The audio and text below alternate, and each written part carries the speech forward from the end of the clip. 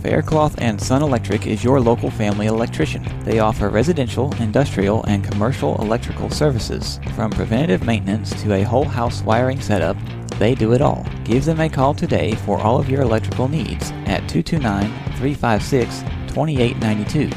That's 229-356-2892. 229-356-2892. 229-356-2892.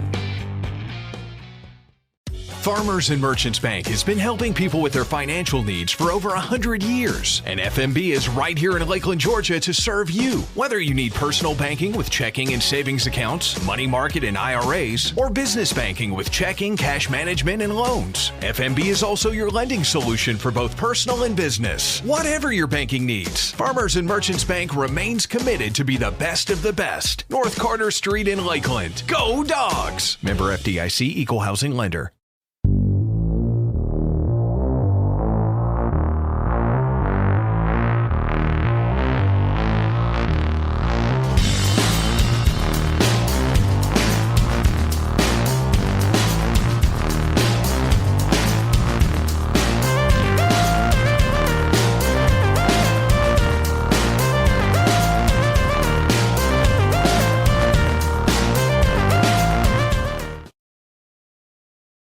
Lakeland Drug Company has been Lakeland's hometown pharmacy since 1950. They're more than just medicine, offering personalized service, a drive-up window, and a delivery service. Located at 42 West Main Street in Lakeland, Georgia, you can call 229-482-3677 or visit them online at lakelanddrug.com. Lakeland Drug Company, more than medicine, and a proud supporter of Lanier County Bulldogs.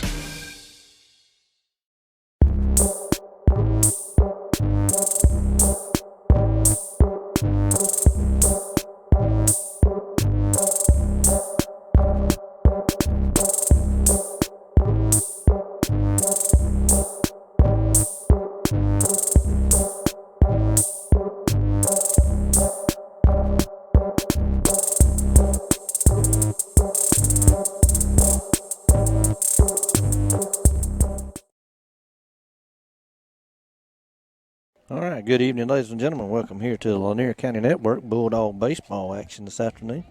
I'm Keith Newbern along with Jeremy Paxton. We're going to bring you the Bulldogs versus the Rebels here in Atkinson County.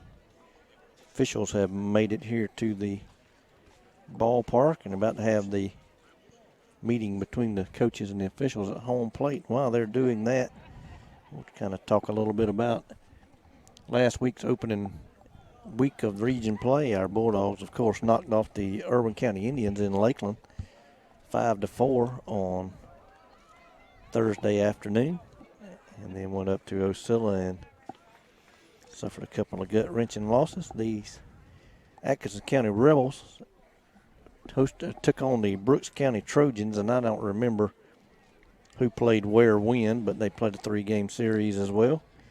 Atkinson County taking all 3 of those games. Only one of those games was close. It was a 4-1 ball game. Atco won the first game 11-0. Come back and won the next one 4-1, and I think the last one was kind of a lopsided affair also. Over in the swamp, Clinch County and Charlton County got together last week. Charlton County won all 3 of those ball games. I don't particularly remember all the scores, but there was one close ball game there in Homerville, and the first game in Homerville. It was the second game of the series. And then Eccles County and Turner County got together last week, and Eccles won all 3 of those games. So right now, Eccles, Charlton, and Atkinson are all sitting atop the region at 3-0. Lanier County stuck there in the middle at 1-2. And Brooks, Turner, and Clinch all down at the bottom 0-3. They're all looking for their first wins this week. Coaches are still meeting there at home plate. Looks to me more like they're just kind of talking a little bit, having some fun. I see some smiles happening, so.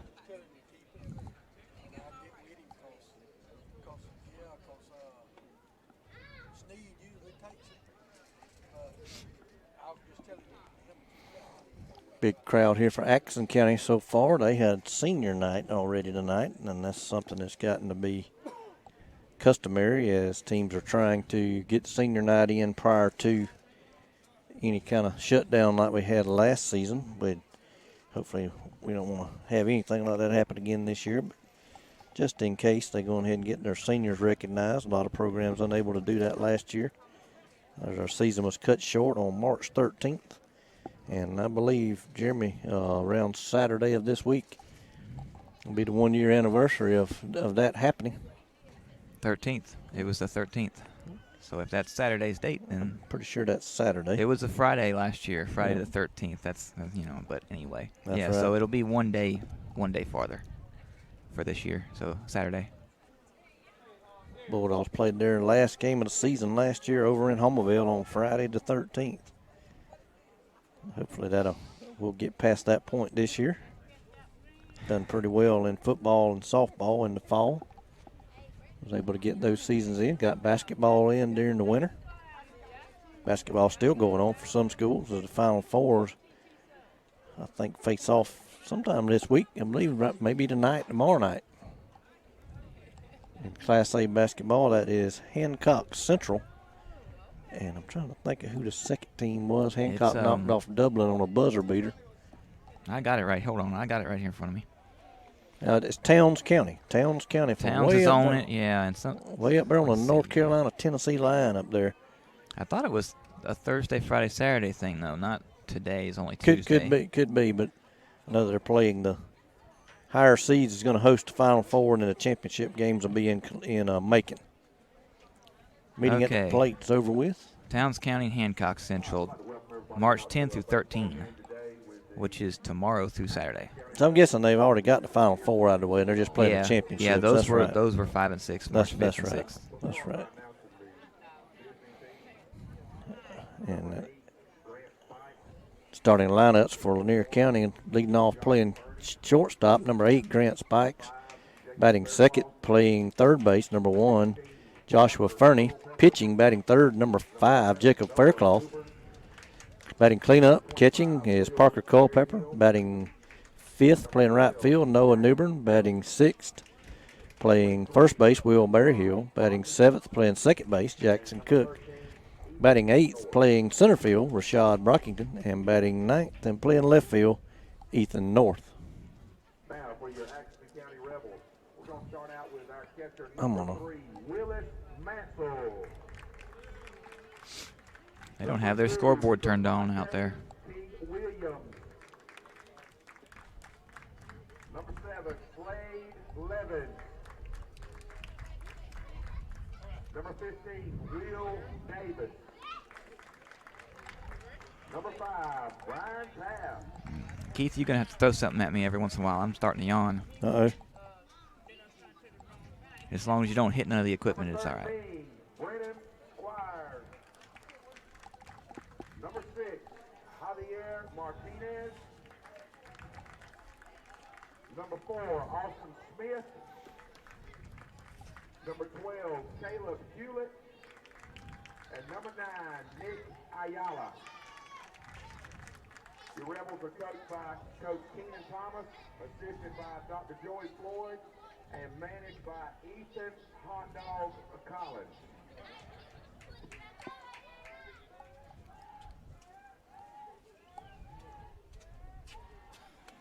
Any word on the national anthem?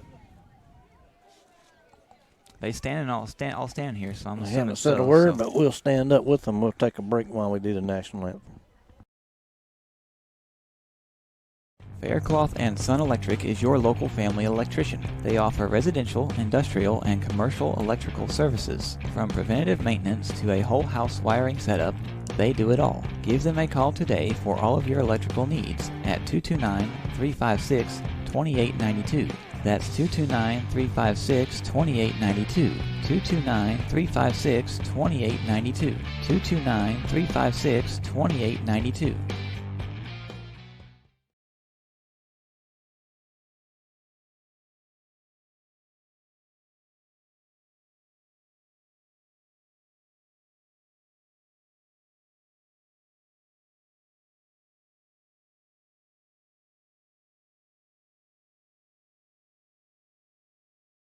Farmers and Merchants Bank has been helping people with their financial needs for over 100 years. And FMB is right here in Lakeland, Georgia to serve you. Whether you need personal banking with checking and savings accounts, money market and IRAs, or business banking with checking, cash management, and loans, FMB is also your lending solution for both personal and business. Whatever your banking needs, Farmers and Merchants Bank remains committed to be the best of the best. North Carter Street in Lakeland. Go Dogs! Member FDIC, Equal Housing Lender.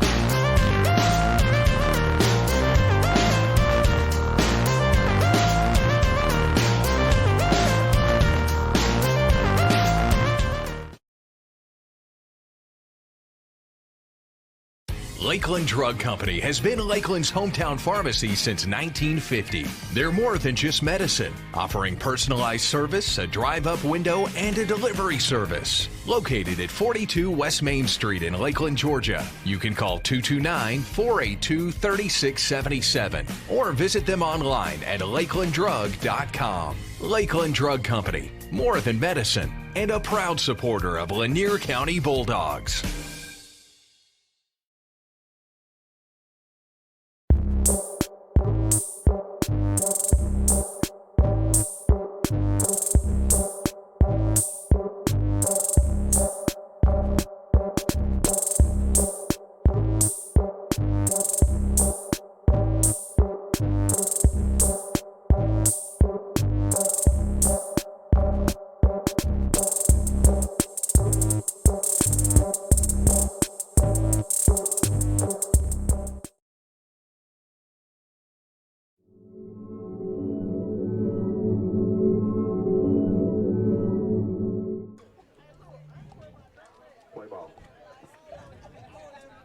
All right, we back here at Atkinson County.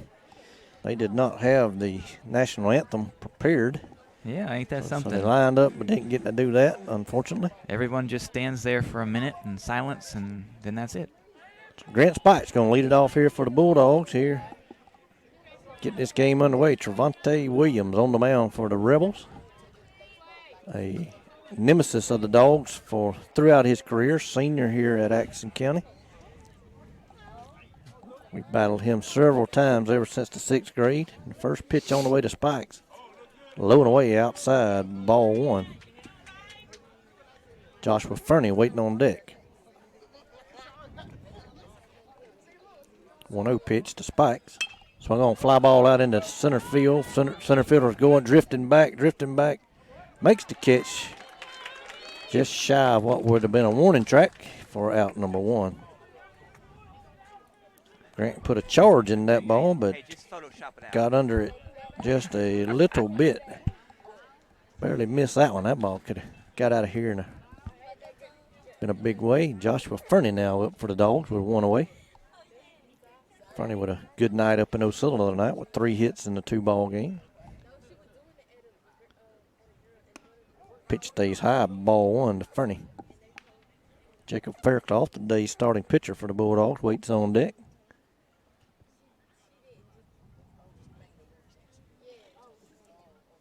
1-0 pitch. Bunt from Fernie.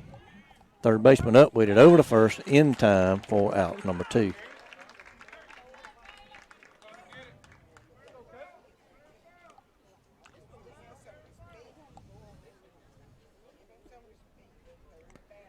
Now to bring up Faircloth now. Faircloth with a couple of hits in game 1 up in Ocilla the other night.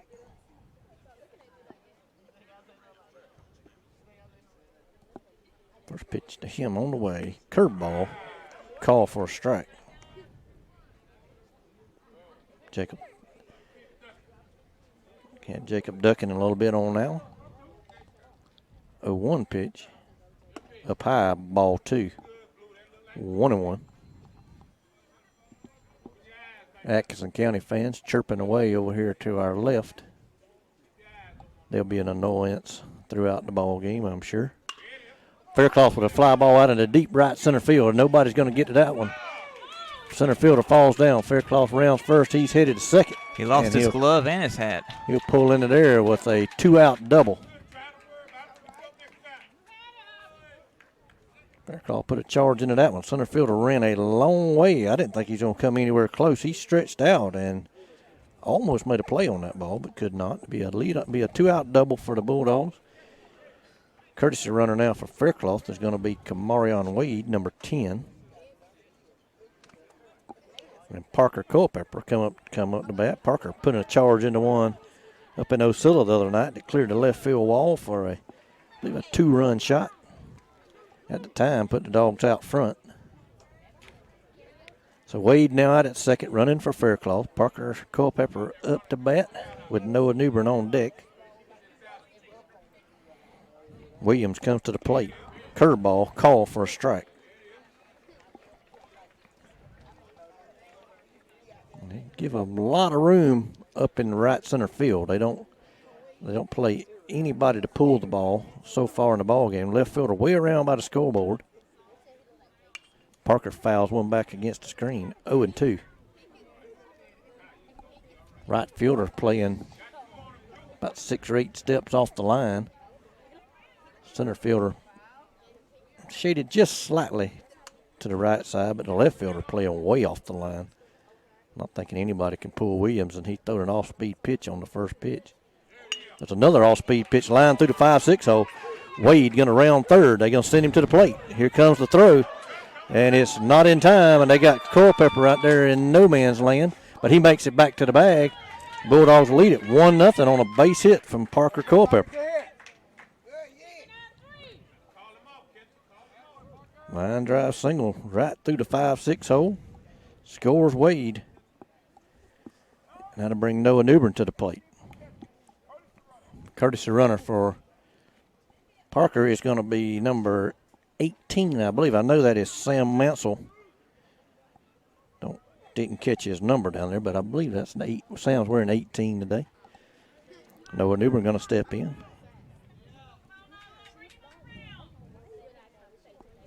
One nothing early here for the Dogs. Mansell over at first. Newbern at the bat. Williams steps off and throws over.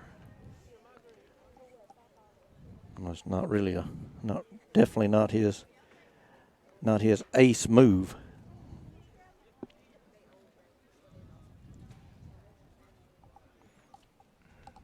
Williams comes set. Come to the plate this time. Pitch up and in. Throw down to second. Mansell's going to go in there standing up with a stolen base. Runner in scoring position again for the Bulldogs here in the top of the first. They lead it 1-0. Will Berryhill on deck. 1 ball, no strikes. Williams looks back at the runner. Comes to the plate. Ball outside. 2-0.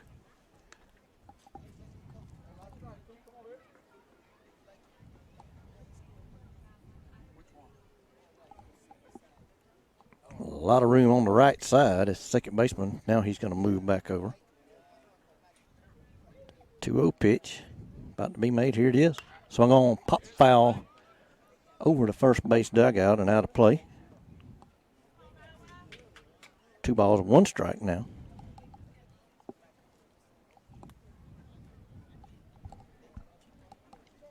Williams is in the strike zone pretty much here in the first inning. Bulldogs have they barreled up quite a few balls here. 1 run so far. 2-1 in the dirt. Ball 3, 3-1.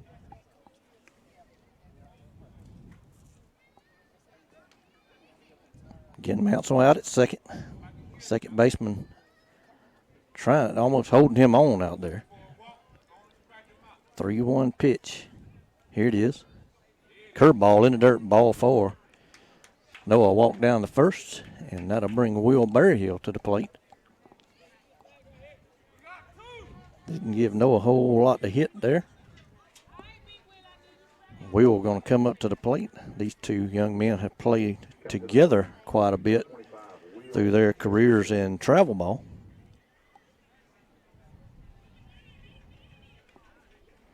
So 2 outs here now in the top half of the first inning. Bulldogs have struck first here on a line drive double from Jacob Faircloth and a single from Parker Culpepper. Curveball stays high.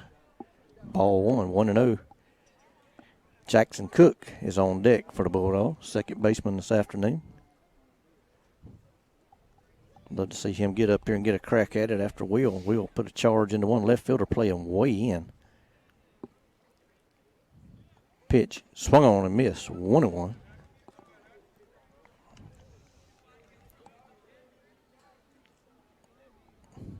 One ball, one strike.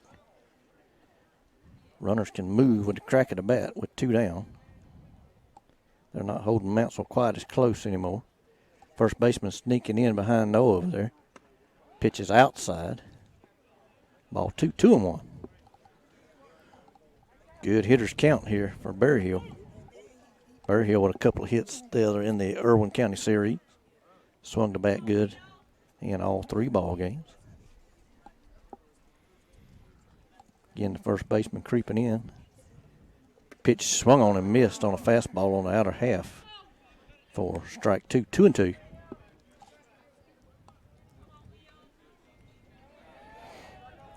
And I wouldn't doubt seeing a curveball here on a 2-2 count from Williams. He hadn't thrown a whole lot of. I don't see a lot of velocity from him this afternoon as we're used to. Foul ball from Berryhill, back off of the concrete facade behind home plate. Over here next to us. What started out as could be a quick inning for Williams on the mound, all of a sudden this become a long drawn out inning. Runners get their leads. Umpire says he's ready. Another 2-2 pitch about to be made to Berryhill. Fouled off a good curveball in there. Good at bat right here from Berryhill.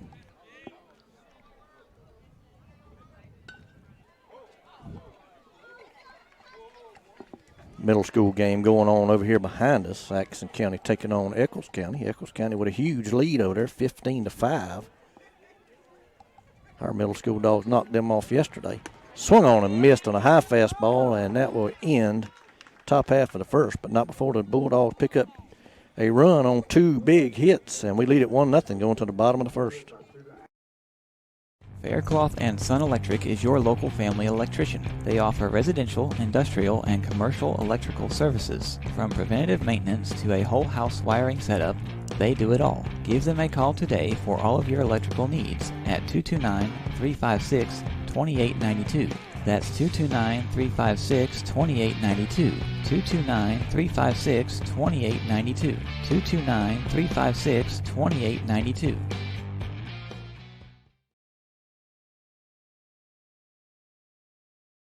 Farmers and Merchants Bank has been helping people with their financial needs for over 100 years. And FMB is right here in Lakeland, Georgia to serve you. Whether you need personal banking with checking and savings accounts, money market and IRAs, or business banking with checking, cash management, and loans, FMB is also your lending solution for both personal and business. Whatever your banking needs, Farmers and Merchants Bank remains committed to be the best of the best. North Carter Street in Lakeland. Go Dogs! Member FDIC, Equal Housing Lender.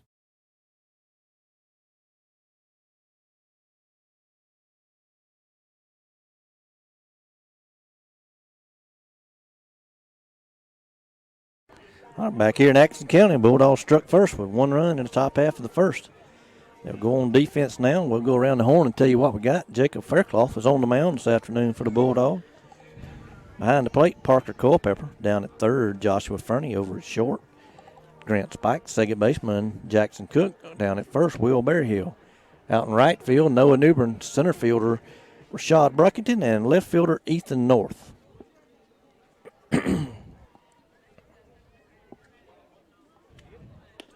And one thing I've noticed early on here in this season, Jeremy, is that Coach Michael Sneed uses a lot of ball players.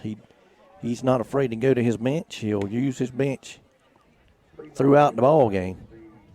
We saw there in the top half of the first, he used 2 courtesy runners as both his pitcher and catcher got on. You see as the game goes on, as he moves people around, moves pitchers in and out of the ball game. Should that happen, he'll move defenses around and bring folks in off the bench and make things happen.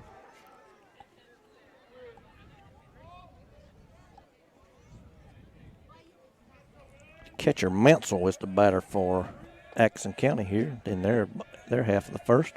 First pitch from Faircloth on the way, swung on and missed, strike one. Faircloth had a little mustard on that one. It would have been a strike even if he hadn't swung through it.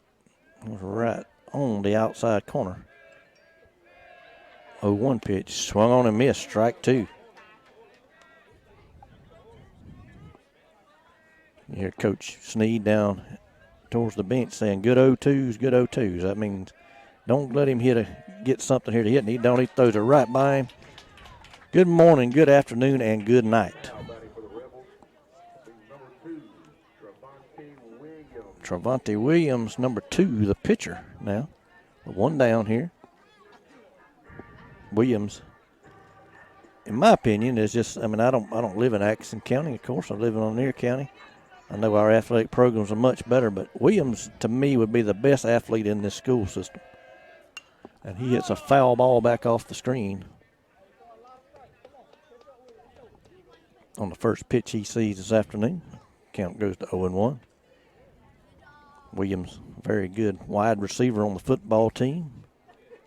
Plays basketball, done a good job in basketball, and has always been a very good athlete here on the baseball diamond. Curveball from Faircloth. That'd be the first pitch he's thrown out of the zone today. Count goes to 1-1.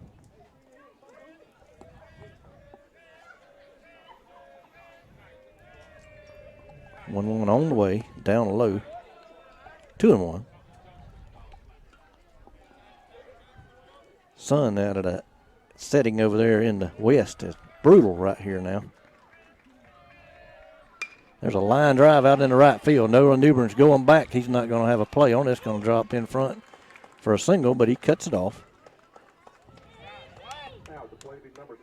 Thought that ball's hit a little bit harder, and he might be able to get over there and make a play on it, but it died right there in front of him for a base hit for Travante Williams. Now to bring up number 7, Levens. Don't remember where he's playing at. He may be in the outfield. Left-handed batter. Look for Williams to be on the move. Faircloth looks over at him. He'll come to the plate. Ground ball to short. No play at second. Grant picks it up, throws the first in time for out number 2.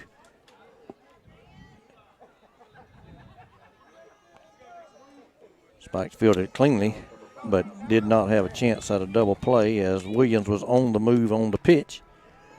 So he goes into second, and the batter is thrown out down at first. And that's going to bring up, I can't see his number, but I believe that's number 5.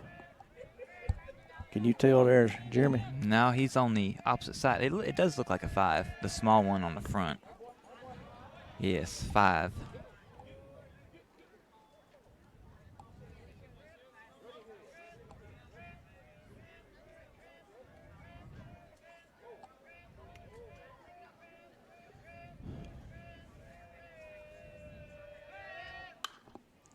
Pop-up foul over by first, out of play. That's going to be Taft, the first baseman.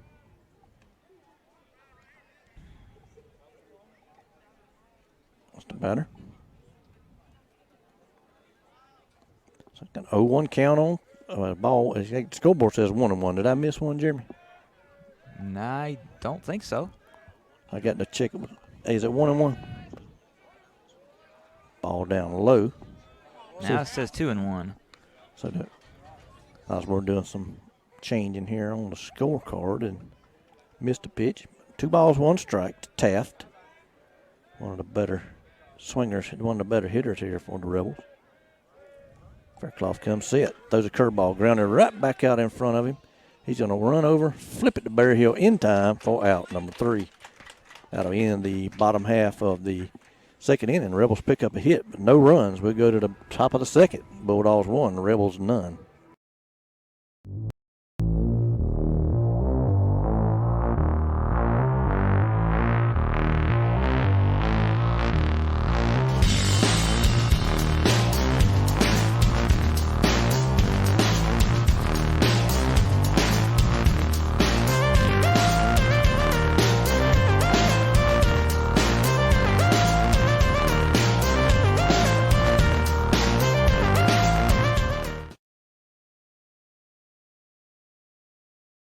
Lakeland Drug Company has been Lakeland's hometown pharmacy since 1950. They're more than just medicine, offering personalized service, a drive-up window, and a delivery service. Located at 42 West Main Street in Lakeland, Georgia. You can call 229-482-3677 or visit them online at lakelanddrug.com. Lakeland Drug Company, more than medicine, and a proud supporter of Lanier County Bulldogs.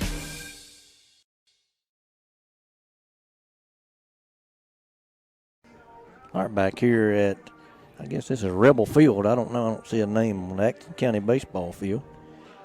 Bulldogs, if you just joined us, grabbed a run in the top half of the first. They lead it 1-0. Rebels with Trevante Williams on the mound. Bulldogs countering with Jacob Faircloth. These two teams will play here this afternoon. One game, and then Friday evening, join us down at Threet Field as the Bulldogs will host these Rebels for a doubleheader beginning at 4 p.m. in a key region series. I will go out on a limb here and say that this series would have implications on playoff seeding, as they all will. So you got to figure Irwin right now with the 2 wins against us has helped themselves tremendously. Charlton County ranked up there in the top 10 in Class A. They'll be in the mix for the region championship as we hope some things happen and we can get back into that hunt, as will Irwin. And then you got Atkinson County here and Clinch County over in Homerville. Both of those schools will do battle to get in those final 4, or in those 4 spots for a playoff berth. And then Eccles County started out 3-0, and they'll probably try to make a little noise and get in the playoffs. First pitch to Cook, call strike down the middle.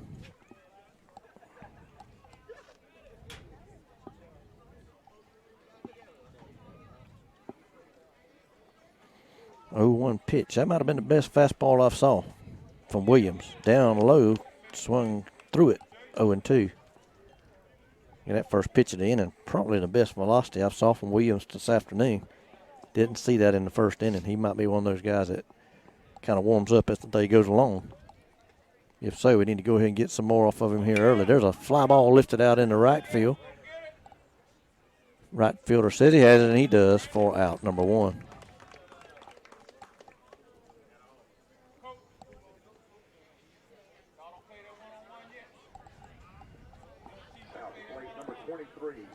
That's going to bring up Rashad Brockington. Brockington got his feet wet last week in the Irwin County series, getting back from basketball, and been out in center field and played some left field. Got on the mound a little bit up there in Ocilla Friday night. First pitch to him at the belt, call strike 1.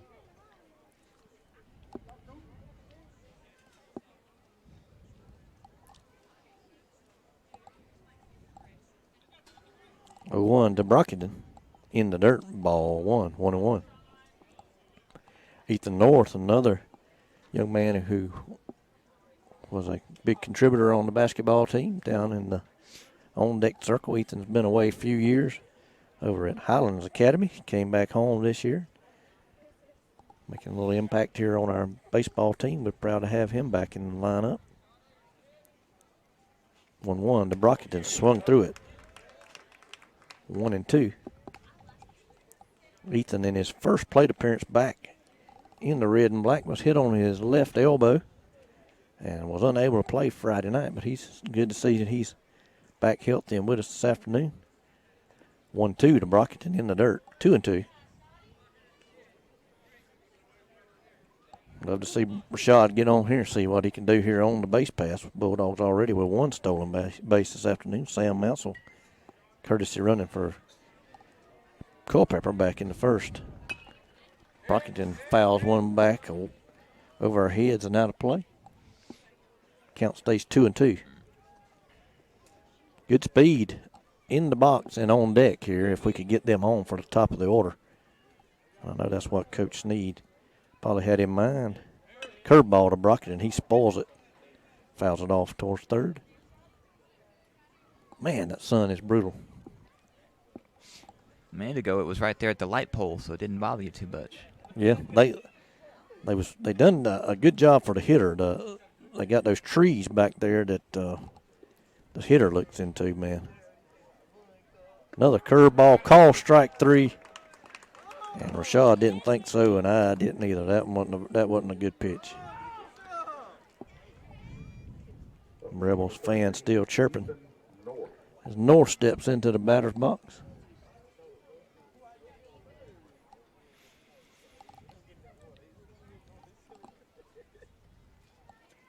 Williams comes in the wind. North fouls one back over the screen. Kind of reached out away from him at that one. No balls, 1 strike, 2 down here. That's Grant Spikes has not made his way on deck yet, but he's the on deck batter should Ethan North get on. The North hits a ground ball out towards second. Second baseman up with it. Over to first in time for out number 3. Not in the bottom of the top of the second rather. No hits, no runs, no errors. We'll go to the bottom of the second. 1-0 Lanier County.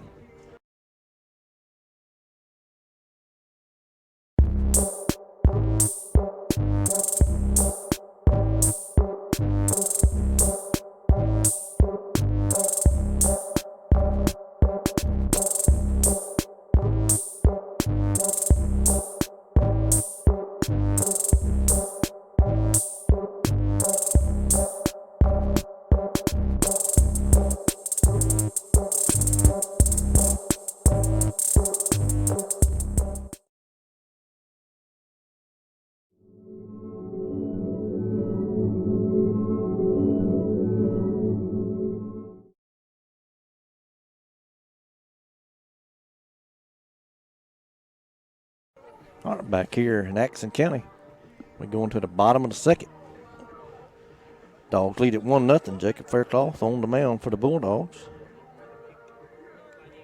Bulldogs got a couple of hits and a run back in the top of the first.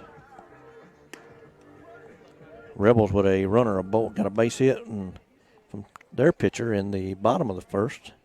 He stole second, was unable to score. Brennan Squire is going to lead it off for the Rebels here in the bottom of the second. 5, 6, 7 hitters here in the bottom of the second for the Rebels.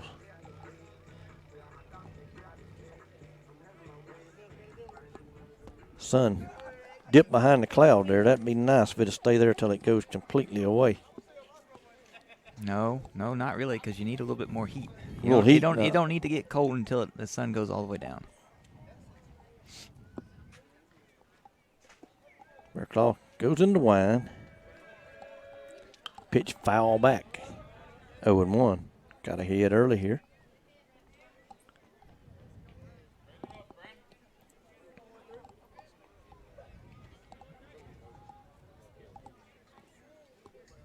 Has Faircloth been pitching the whole time? Today, yeah. Kind of a breaking pitch there in the dirt. Ball 1-1.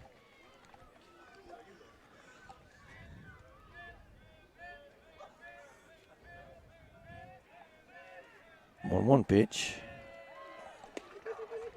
Call. Strikeout. I was wondering there. I was fixing to get all kind of upset if he didn't call that pitch. That ball painted the outside corner. Fastball at the knees. 1-2. 1-2 pitch. Curveball. Strike 3. Struck him out. This Faircloth pulled a chain on him.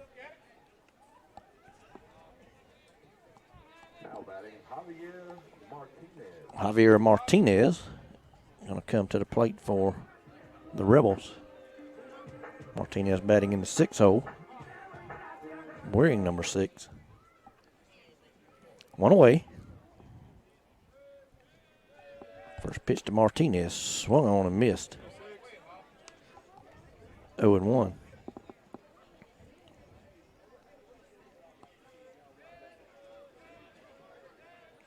Faircloth in the wind, in the pitch, down low, 1-1.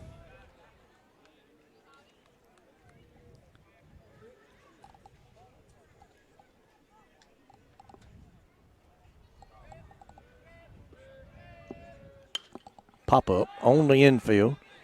Cook in, calls for it, makes the catch for out number 2.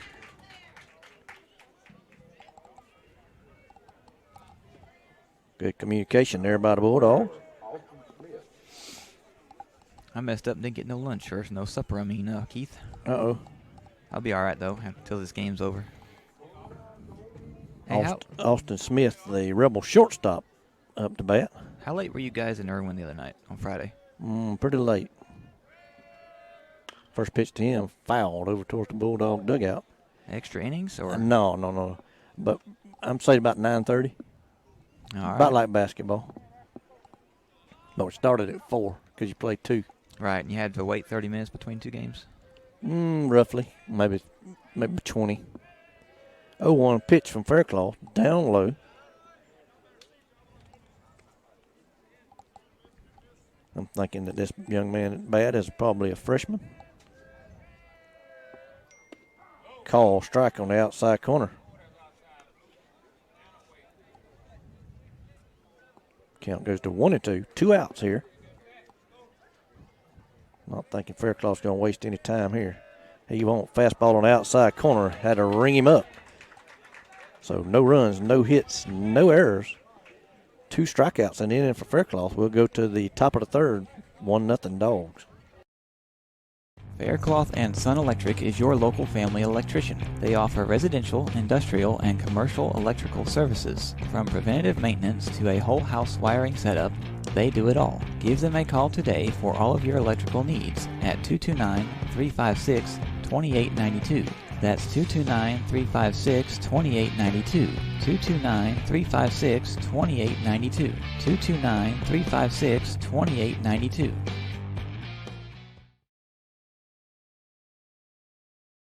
Farmers and Merchants Bank has been helping people with their financial needs for over 100 years. And FMB is right here in Lakeland, Georgia to serve you. Whether you need personal banking with checking and savings accounts, money market and IRAs, or business banking with checking, cash management, and loans, FMB is also your lending solution for both personal and business. Whatever your banking needs, Farmers and Merchants Bank remains committed to be the best of the best. North Carter Street in Lakeland. Go Dogs! Member FDIC, Equal Housing Lender.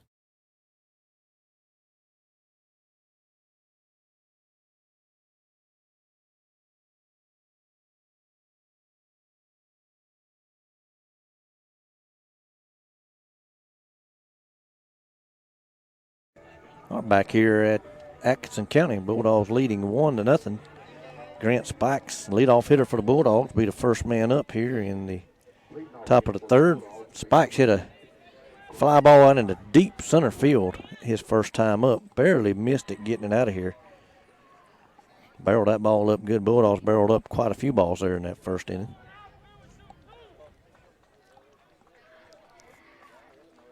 They put the ball in play pretty good here so far tonight. Don't want to jinx them.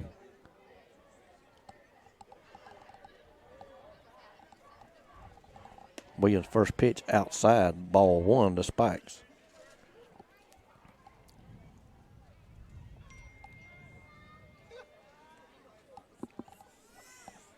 Fastball fouled away over the first base dugout. 1-1. Joshua Fernie has his bat in his own deck. He would hit next.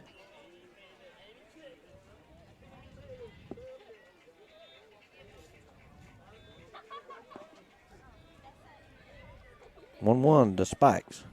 Curveball. Call strike on the outer half. Williams has thrown that curveball pretty good. He throwed one there to Rashad Brockton that I didn't think was a strike, but the catcher caught it in the zone, but it went over his head and landed in the zone. Spikes spoils a 1-2 pitch. Fouls it off. Williams with 38 pitches so far tonight.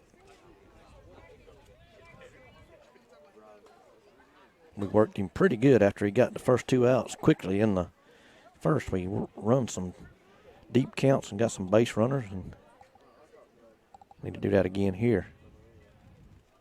Pitch up high, ball 2, 2-2. Spikes with a pretty good eye for the strike zone. He sees a lot of pitches.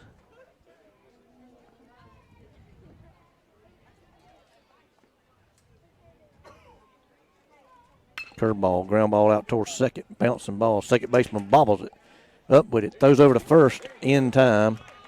Barely got Spikes there.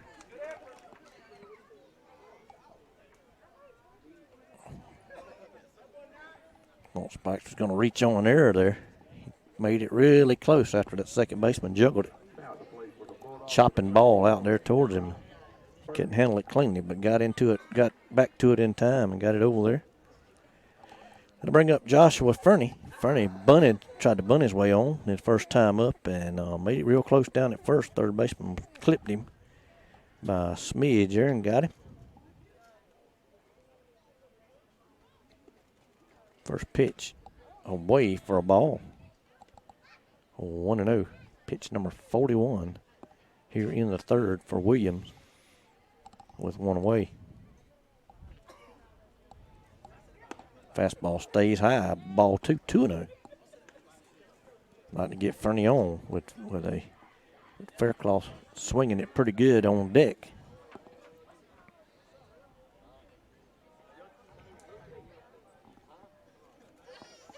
Two-0 pitch. Curveball in the dirt. 3-0. Way ahead. Fernie is way ahead in the count. He can take at least one here.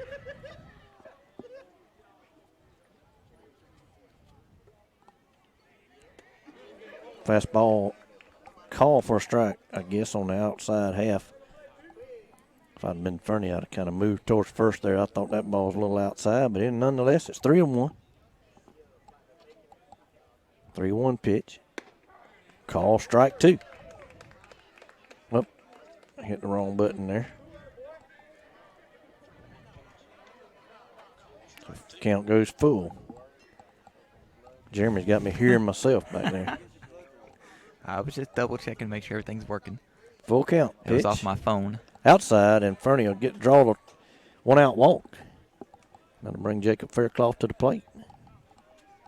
Say Jacob put a charge into one out in the deep right center field last time.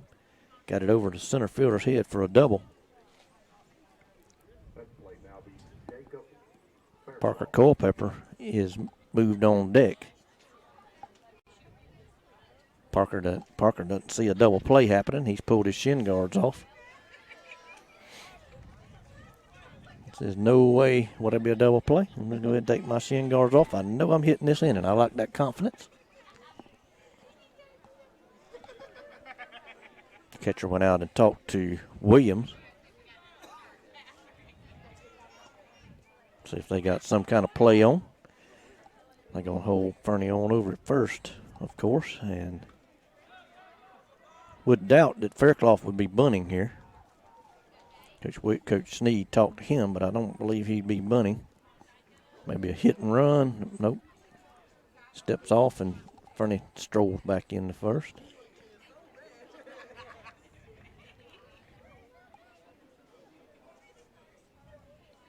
Throw over. And that's the second time he's thrown over, and he hadn't put very much of anything on that throw over to first. Now, he may have an excellent move, but he hadn't put very much of anything on that throw over there. Pitch up and in to Faircloth, ball one. Not sure if that was accidental or not. Sometimes. I was going to say saying that throw over to first there didn't look like it was going very fast.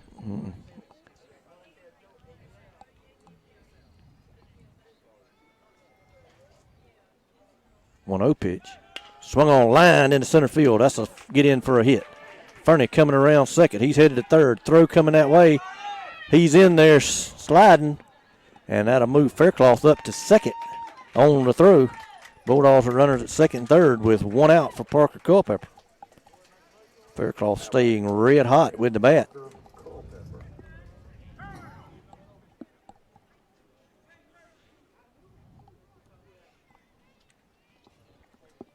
Parker Culpepper with an RBI in the first inning, the run that we have on the board. And Kay Wade's going to come back in and run for Faircloth out at second base. Wade scored that run in the first inning. We'll take a ground ball to the backside. Anything past the corner infielders or the pitcher should put the Dogs on top 2-0. Pitch to Culpepper. Curveball stays high for ball one. Good to see Parker back swinging the bat well in his last few at-bats here. 1-0 pitch. Fastball swung on and missed up above the letters. Parker thinking about hitting another one out of here. Noah Newbern on deck. Wade out at second, gets the lead. Fernie down at third. 1-1 pitch. Swung on and missed. 1-2.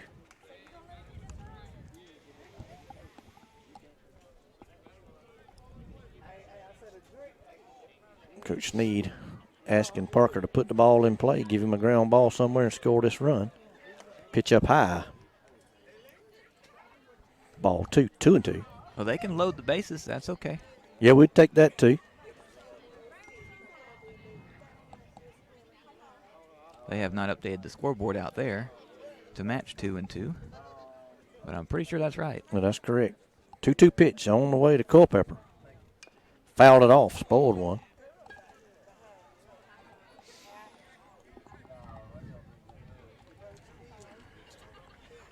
One out here in the top half of the third inning.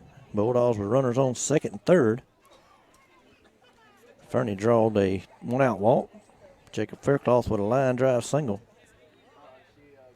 Pitch to Culpepper. Fouled off another one at the plate. Culpepper battling up there. Noah Newbern waiting on deck.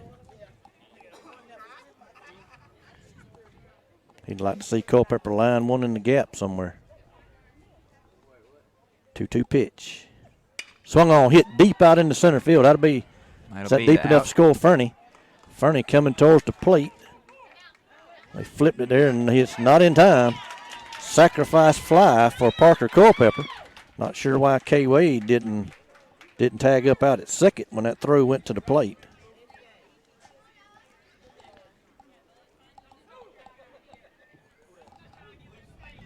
Now batting number 7, Noah Newbern. Noah Newbern up to the plate. He walked his first time up. K. Wade out at second. Noah would like to drive him in, give us 3 here as Will Bearhills grabbed his bat and moved on deck.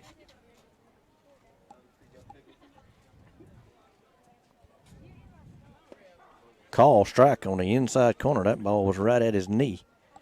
Noah didn't like that one. He moved his knee out of the way and got a call strike. 0-1 now. Williams may be going to challenge him here on the inside. Time. Newbern going to call time.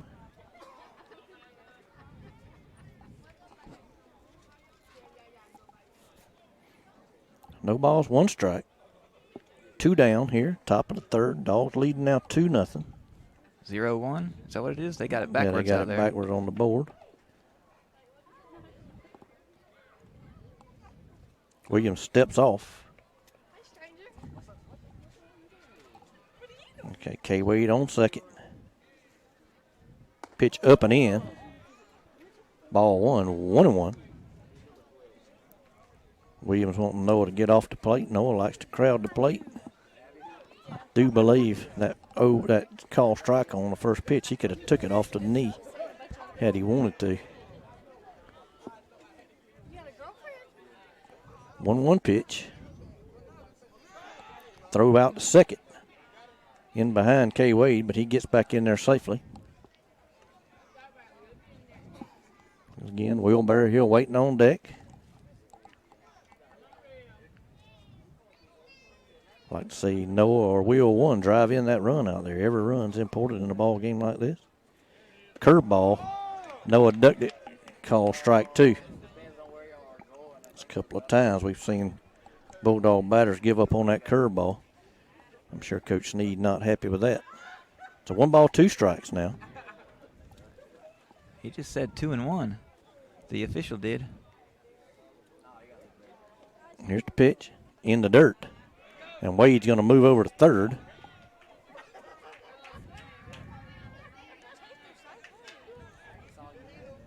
Yeah, the official just stuck his hand up just then before that pitch, 2-1. I thought he did too there. Now he says 3-1, so So Noah with a 3-1 count. According to, I thought he called that first pitch a strike right at his knee, but Noah with a base hit right back through the middle. That'll score K. Wade. Bulldogs lead it 3-0.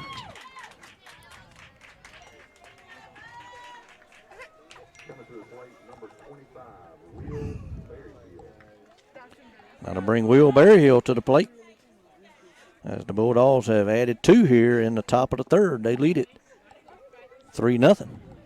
Like to see Berryhill put a charge into one. See how Noah's running on that ankle.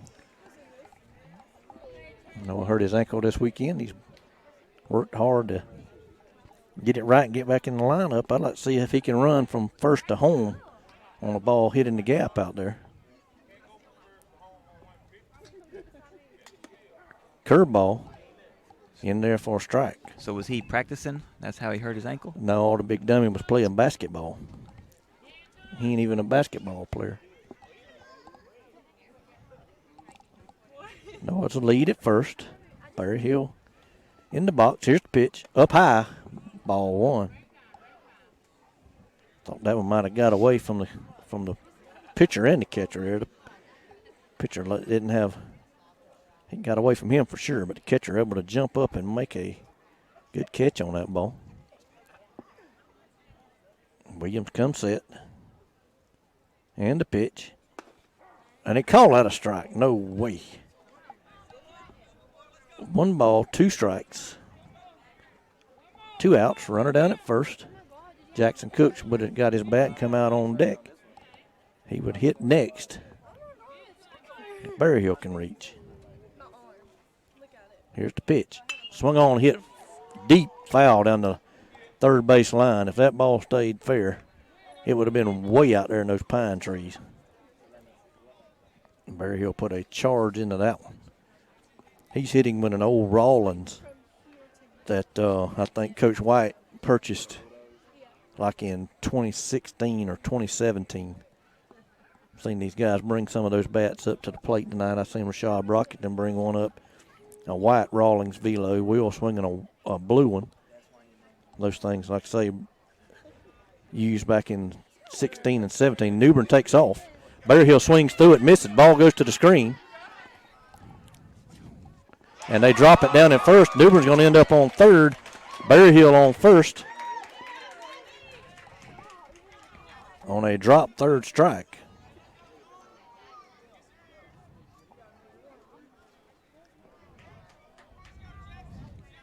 And that'll bring Cook to the plate.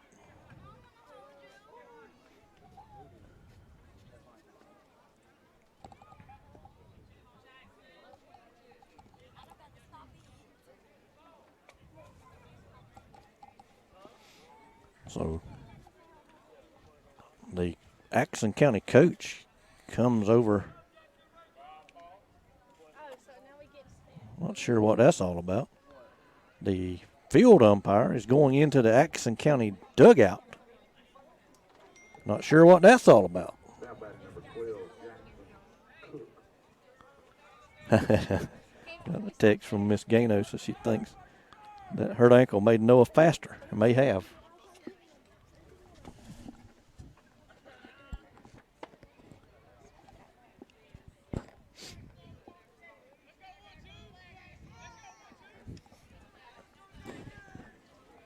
Cook in the box. Berryhill over at first. Newbern down at third. Pitch to Cook. Swung on. Popped up out in the right field. Right fielder going over. Says he's got it. And the center fielder run in front of him. I'm not sure which one of them caught it. But that could have been tragic. Somebody caught it, but Bulldogs is going to win the inning. Or so far they have. The Rebels hadn't hit, but we'll go to the bottom of the third. Bulldogs 3, Rebels none.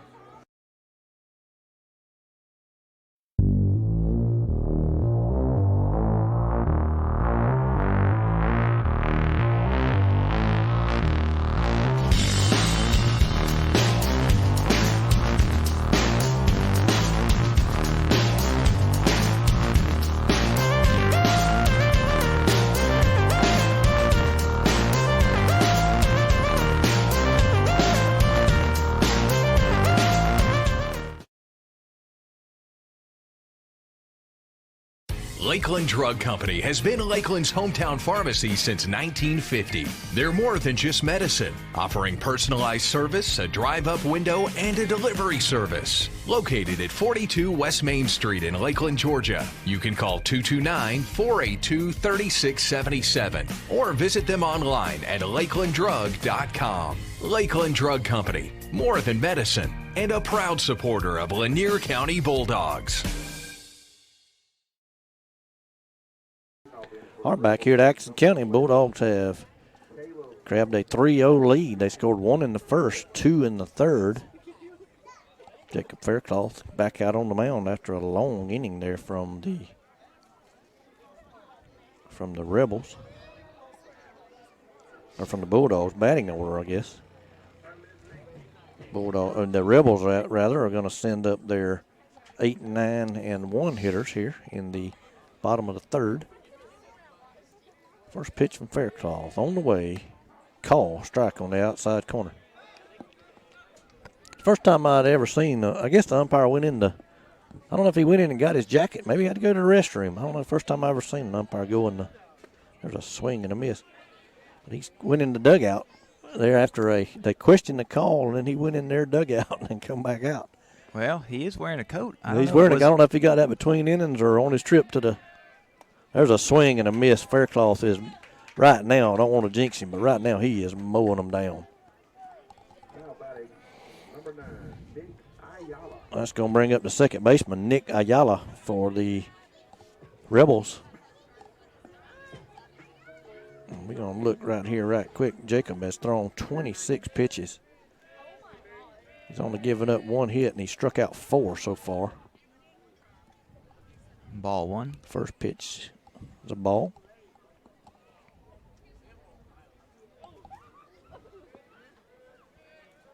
One 0 pitch. Foul back against the screen. 1-1.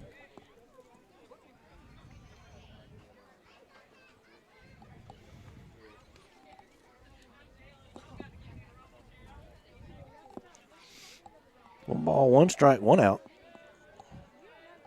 Faircloth getting his sign. He's going to go in his wind. Here's the pitch. So I'm going to pop foul over by the first base dugout, and it'll get out of play.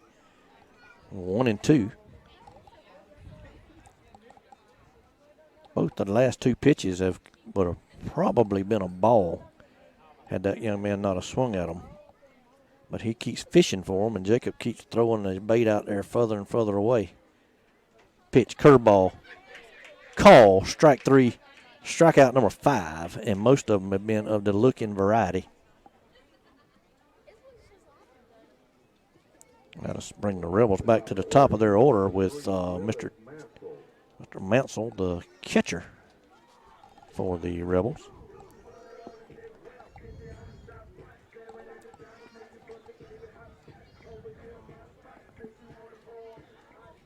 Not sure what Parker, he wants the baseballs that was fouled out of play, I guess.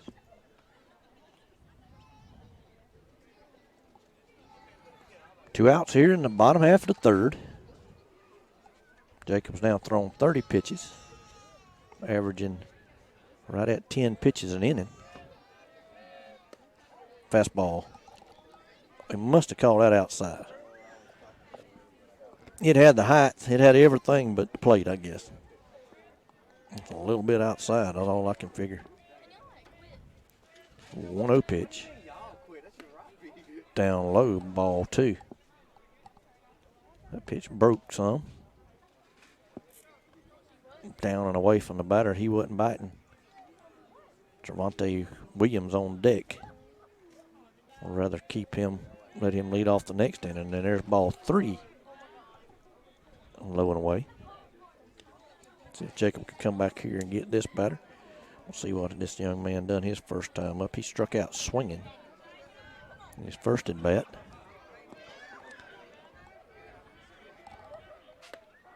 Strike right down the middle.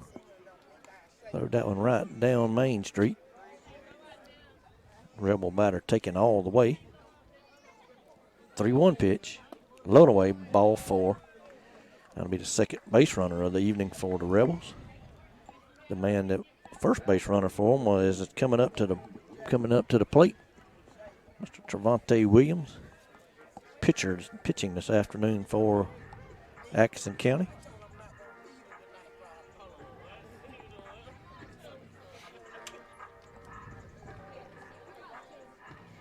Trevante hit a line drive single out in the right field rather, his first time up. Thought he hit it harder than he did, and the ball kind of got out there in the grass and died.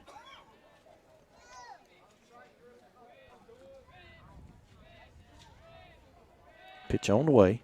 Curveball, call, strike one. I believe that was a curve. It was a breaking pitch.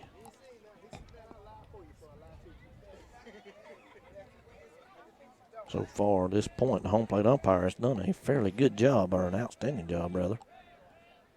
0-1 pitch. Stays high. Ball. 1-1. Runner at first. Didn't look like he was moving. I think they want to let Williams try to swing here. Catcher running down at first. Not sure what kind of speed he has. That doesn't mean much in high school ball. And the pros, catchers don't run real well. There's a ground ball at Will Berryhill. He snags it, steps on the bag for out number 3. We'll go to the top of the 4th. 3-0 Bulldogs.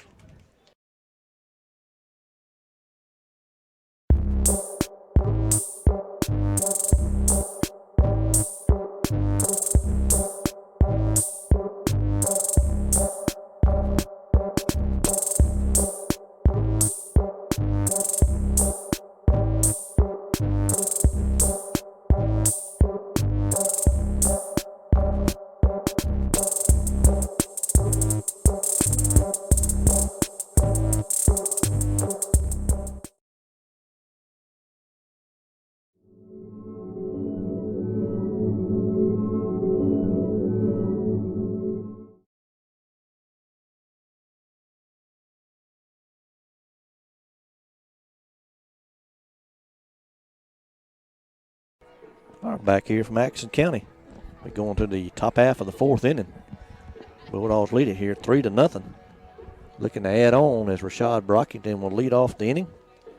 He'll be followed by Ethan North, and back to the top of the order then with Grant Spikes. Like to see Rashad get his first hit of the year. Know he can do it. He's been hitting them for a long time. Said the other night, Rashad probably, I know he was the first that I have ever coached to hit a home run in 10 and under baseball off of that pitching machine. I know several kids have done that, but we had a pretty good ball team back in the day when them guys were young, and everybody was looking for that first home run, and Rashad hit. He went out, he hit one. He went to hitting them consistently. Almost wasn't even fair.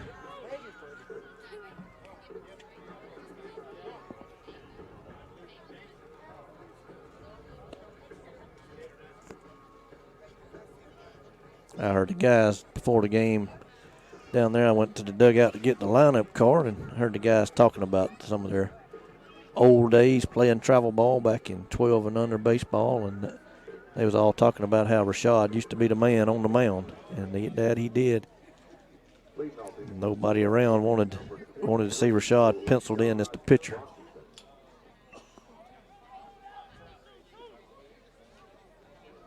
Rashad's going to step up to the plate and lead off the top half of the 4th. Trevante Williams still on the mound for the Rebels. Wind in the pitch. Swung on, lined hard at the second baseman. He dropped it, picks it up, not in time. And we'll get to see Rashad run the bases. I think he scared the snot out of that second baseman down there, and thought he fielded it clean to begin with, then he dropped it.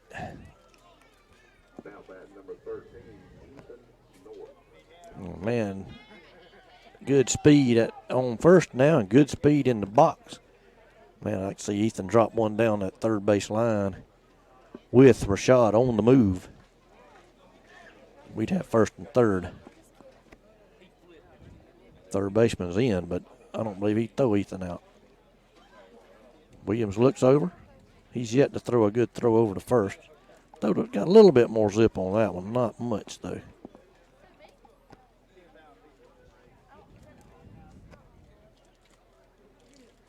North digs in. Rashad inching away over there at first. Bunted, but fouled. Coach Sneed and I had the same idea. Put Rashad in motion and let Ethan lay one down, but the bunt was fouled back against the screen.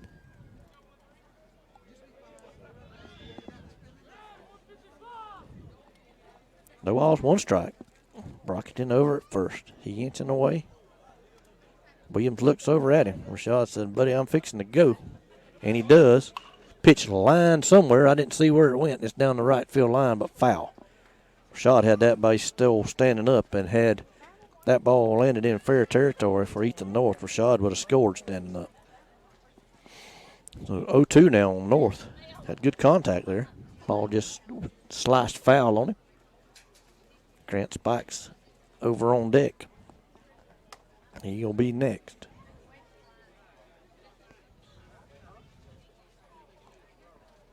Oh, 2 here. Does he want to throw Ethan a curveball with Rashad on the move? Let's see. We had a drop third strike in the last inning that way.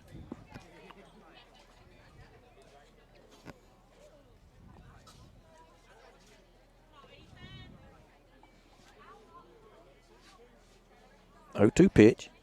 Swung on and missed. Rashad wasn't going. And Ethan go down on strikes. And that'll bring up Grant Spikes. Grant's 0 for 2 this afternoon, but he has put a charge into one to lead off the game. And then he grounded out to the second baseman on a hard hit ground ball. So he made great contact both times. Hit and run here would be another good option. There goes Rashad, and that was the case, and Grant's fouls one back. So Rashad's had second base stolen a couple of times and had foul balls negate that.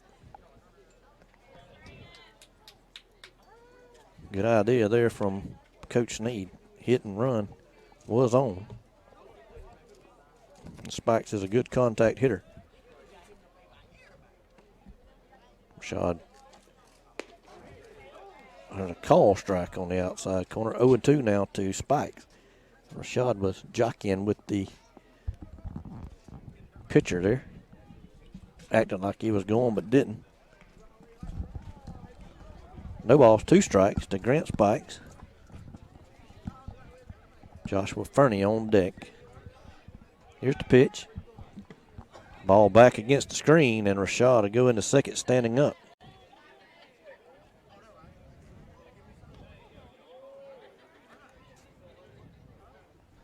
I am back, Keith. And Jeremy made it back. Jeremy has gotten cold for one of the first times and had to go get a jacket. No, not. Or sweatshirt, anyway. Only my arms are a little cold. My legs is fine. Rashad now out at second. Got 2 opportunities here. Of course, Grant's in a 1-2 hole, but got a couple of opportunities to score. Rashad there, Grant with a ground ball to second. Second baseman up with it. Throws over in time. Rashad will move over to third for Fernie.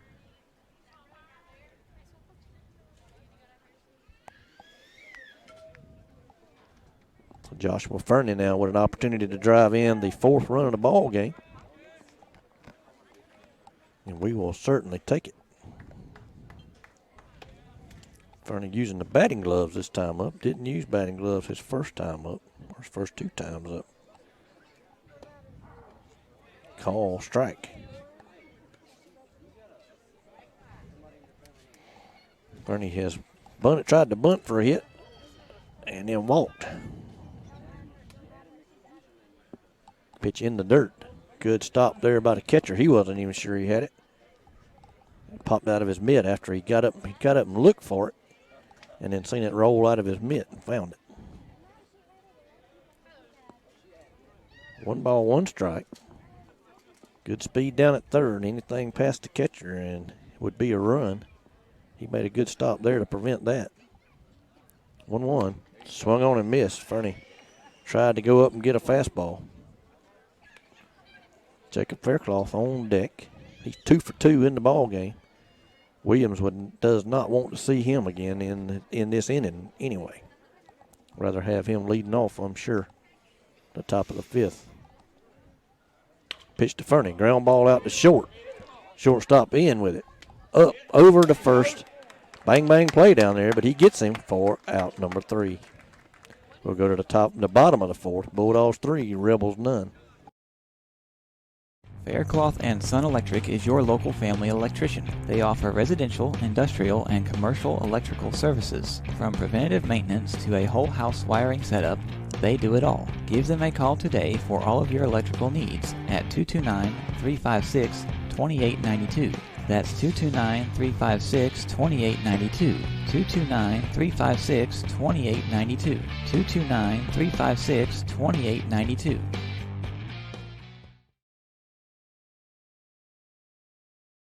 Farmers and Merchants Bank has been helping people with their financial needs for over 100 years. And FMB is right here in Lakeland, Georgia to serve you. Whether you need personal banking with checking and savings accounts, money market and IRAs, or business banking with checking, cash management, and loans, FMB is also your lending solution for both personal and business. Whatever your banking needs, Farmers and Merchants Bank remains committed to be the best of the best. North Carter Street in Lakeland. Go Dogs! Member FDIC, Equal Housing Lender. Faircloth and Son Electric is your local family electrician. They offer... All right, back here live from Atkinson County. Bulldogs leading the Rebels here 3-0 and going to the bottom of the 4th.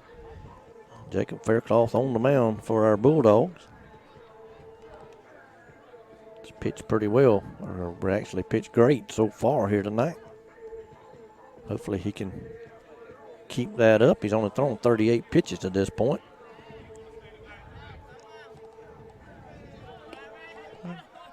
He's got a 3-0 cushion.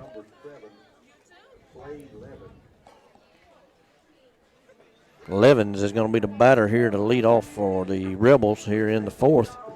He grounded out to short his first time up. And I do believe he is the DH in this afternoon's ball game.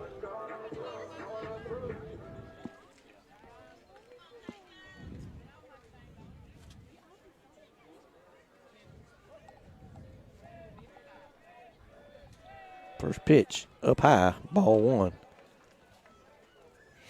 Something you can look out and see, Jeremy, and tell kind of what's going on with the ball game. If you look out at the Bulldogs, out of the 9 players on defense, as the next pitch is called for a ball, most everyone with those white pants on for Lanier County has clay on them. If you look at the guys from Atco, they're clean and pretty. That means they hadn't had anybody on base. Faircloth misses again, 3-0. And in danger of putting this guy on base. Would like to come back here and get him. Strike call. Sometimes it's a little different when a lefty steps into the box. Call strike 2. Fills it up.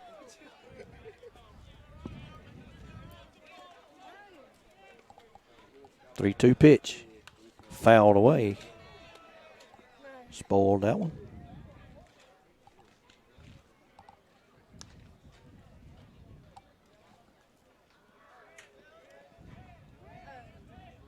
Number 5, Taft, on deck for the Rebels. There's a blooper out towards short.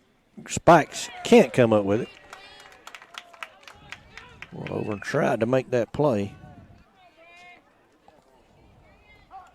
Number 5, Brian Taft.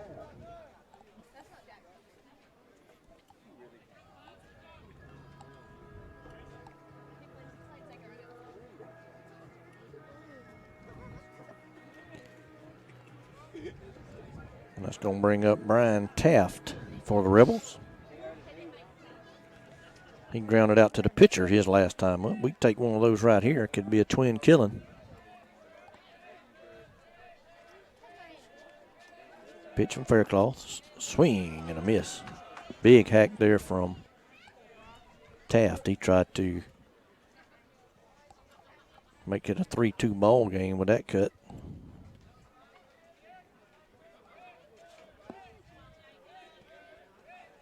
Faircloth comes set. Comes to the plate. Curveball. Call. Strike 2. 0-2. Faircloth has had a good curveball tonight. No balls, 2 strikes. Runner over at first. Cleanup hitter for the Rebels at the plate with an 0-2 count. Swung on a miss on a high fastball. He throwed it right by him. Another one of those good morning, good afternoon, good nights. 3 pitches, 3 strikes. Got to bring up Brandon Squires, number 13. He struck out looking his first time up. Faircloth comes set, comes to the plate. Swung on, blooped out towards second. Cook with the catch. 4 out, number 2.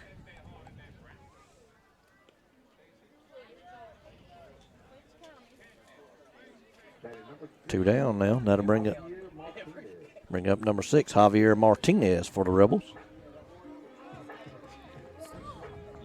Let's see what he's done so far this afternoon. He popped out to second base also his last time up. May have been late on a fastball. Faircloth comes set. Comes to the plate. Foul back against the screen. 0-1.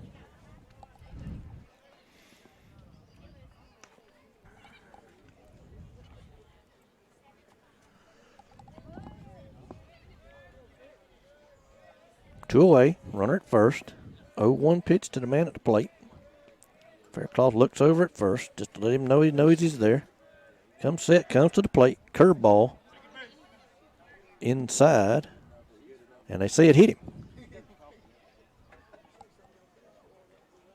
And that'll give the Rebels runners on first and second now with 2 down. From my vantage point, Jeremy, I couldn't tell that ball hit the batter, but Yeah, I couldn't tell either. My chair sits a little bit lower than yours. Umpires are the only opinion that counts. This wall here blocks some of my view. Yeah. That's going to bring up Smith, the shortstop for the Rebels. He struck out his last time up.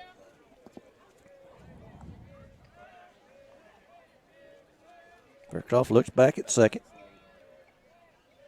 Throws back there. Man, they had a play on and almost worked, but runner got back in there. He called him safe, but too bad we don't have instant replay. I'm pretty sure that he wasn't safe. Jeremy said the replay would have gotten him. Said the calling on the field would not have stood. Faircloth comes set, comes to the plate. Call strike on the outside corner. And I wasn't gonna mention this. I've been holding this, saving this the whole ball game. But the gentleman out calling in the field out there, not that he missed that call or anything, but I have played or coached or watched hundreds of athletic sporting events in Atkinson County, and he has umpired or officiated 95% of them. 0-2 pitch. A little bit high for a ball.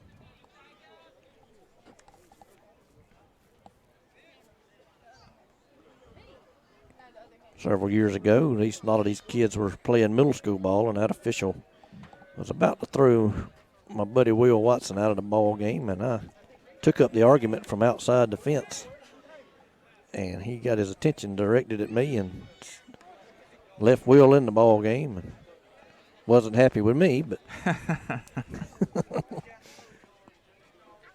but this same pitcher for the Rebels was pitching, Mr. Trevante Williams, who we've had trouble with in the past, and I asked the umpire, was that his nephew? Call strike 3 on the outside corner to end the inning, but he didn't like that. He didn't like that, and I don't imagine he did. But nonetheless, we go to the top of the 5th. Dogs lead it 3-0.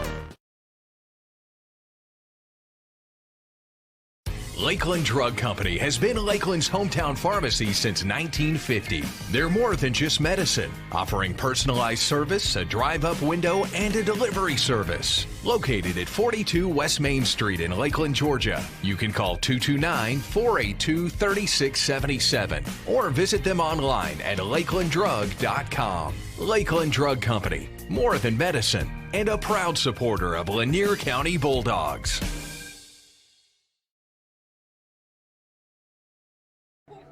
All right, back here at Atkinson County, we go into the top half of the fifth. Bulldogs lead it 3-0. Parker Culpepper, I think, will lead off this top of the fifth. Or was it Faircloth? Faircloth, I believe, is going to be the batter. Yeah, Faircloth was on deck when that inning ended. If I remember correctly, we have had base runners in each and every inning. Trevante Williams has thrown 78 pitches. Be a good inning to knock him out of this ball game. See what other kind of pitcher they got before we go to Lakeland Friday night. Well, Faircloth's going to dig in. He's 2 for 2 here in the ball game, and both of those at bats have given us a run, as Kamarion Wade has courtesy run for him and scored twice. Pitch curveball that time, might have been a slider. Breaking pitch on the outer half. No balls, 1 strike.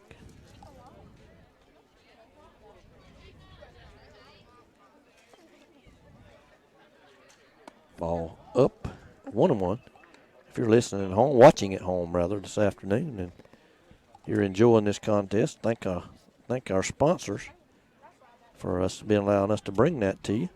A 1-1 pitch, up high, 2-1. And if you would like to help make this continue to be a possibility for us to carry these games, we are currently still seeking sponsorship that allows us to be able to bring you all the action. Pitch up high, 3-1. And Jeremy, correct me if I'm wrong, but a full baseball season sponsor can get their 30-minute ad put on as you saw these this afternoon. 30-second ad. 30-second ad, not 30 minutes. 30-second ad for $500. That's right. Pitch foul back to the screen. 3-2 count. Fills it up. But yeah, $500 will give you a 30-second commercial for the duration of this high school baseball season. And a lot of times Jeremy will be, he's lenient with those sponsors, and he'll run them on into the next. And the ball swung on a miss, dropped third strike. Faircloth down to first. He beats it. Great hustle there from the pitcher. And the Bulldogs again have a runner on for Parker Culpepper and the ATCO coach, as Trevante Williams has thrown 85 pitches. And that'll probably be the end of the evening for him. And I'm thinking, because if he throws any more, he'll be unavailable on Friday afternoon with the new pitch rules. Parker Culpepper will be the batter after the pitching change. Noah Newbern will be on deck. Kamarion Wade again in to run for Faircloth down at first. And back to the sponsorship. Tell you, let's do this, Jeremy. We do all the football games, and I'm sure we'll do the spring football game. If you sign up this week to be a sponsor, you will also be a sponsor for the spring football game. Spring football game this year, we will be hosting the Brantley County Herons in May, and I believe that is May 14th. So little bonus there. If you'll get your sponsorship in this week, we will add you as a sponsor for the spring football game coming up, I believe, on May 14th. I actually saw that the other day on Facebook about the spring football game, but I don't remember what the date was. Shortstop Smith is going to be the new pitcher.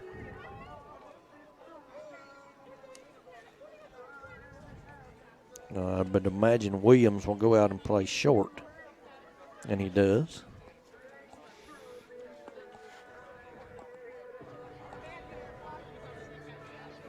But yeah, there are, let's see, they're still counting tonight, so there's still 18 regular season baseball games to be played. And then we'll move into the playoffs. And just so that no one is misinformed, when we get to the playoffs, the GHSA starts charging you a nominal fee of generally about $300 to cover the playoffs. So around that time, we generally have to ask for some more support from other individuals. But we continue to roll those same sponsors during the playoffs. And I am very optimistic that this ball team will be in the GHSA Class A playoffs this summer, around April, end of April, 1st of May.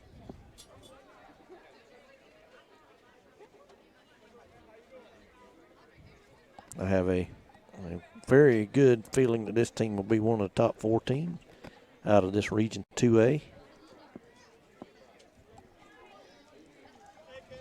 Working on trying to secure our second win here tonight as Parker Culpepper steps into the batter's box with Kamarion Wade down at first running for Faircloth. That pitcher doesn't look very, very big. Notice very I believe he's a tall or- freshman. First pitch to Parker. He calls it. He takes it for a ball. Wasn't sure about that umpire. He jumped a little bit there, and then I with the headset on, I couldn't hear his call, but didn't see his arm go up, so ball 1 to Culpepper. Wade over at first. Gets his lead. Throw over. And it gets by the first baseman. Wade going to get up and roll into second base. And another runner in scoring position for the Bulldogs. And that'll be a throwing error on the pitcher, allowing K. Wade to go down to second. I can see the Bulldogs tack on about 6 or 7 right here, and really 7, and then end this thing in the bottom of the 5th. The pitcher's got some dirt on his pants. Yeah, he probably didn't wash them from the last game because they didn't have very few base runners. That's how I determine base runners, and that's on his pocket, so he could be rubbing his hands right there too. But his knees are dirty. You're right, and he plays shortstop, so that has. But look at Parker. See, Parker's been running the bases. His whole pants leg is dirty. That isn't always the case, but that is a good indication that you've been on base when you got dirty pants. 1-0 pitch to Parker Culpepper. Spin move. Faked it back to second. Didn't throw it.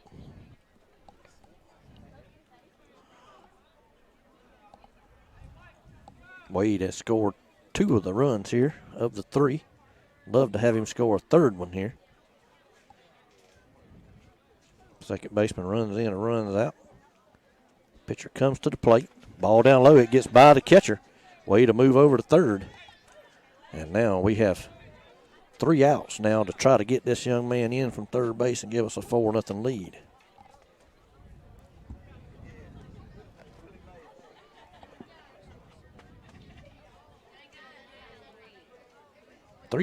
Two balls, no strikes to Parker Culpepper. Noah Newbern on deck. He'll be followed by Will Bearhill. Hopefully one of those 3 can get K. Wade in here from third. Hopefully Parker right here.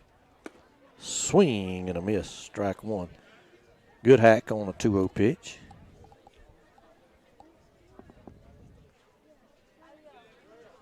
Parker tried to make it 5-0. I believe Parker has a sacrifice fly to drive in one of the runs. Curveball, call for strike 2-2.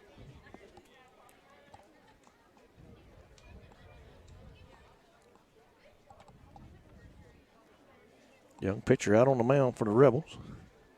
Finally steps up on the rubber. Gets it signed. He comes set. He's going to come to the plate. Curveball fouled away. Coach Michael Sneed going to field it down in the third base box. Showing he still got good hands down there.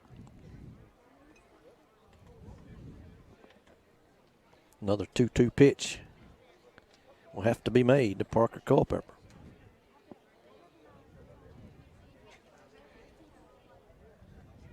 Here it is. Fly ball lifted up out in the right field. Right fielder gets it. Wade tags. He's coming to the plate. They cut it off, and Wade will score the 4th run of the ball game for the Bulldogs. That ball was pretty far out. If they hadn't have stopped it, it might have come in here to home plate. So the Bulldogs take a 4-0 lead on a sacrifice fly from Parker Culpepper. That'll bring Noah Newbern to the plate. He's walked and had an RBI single right back through the middle his last time up.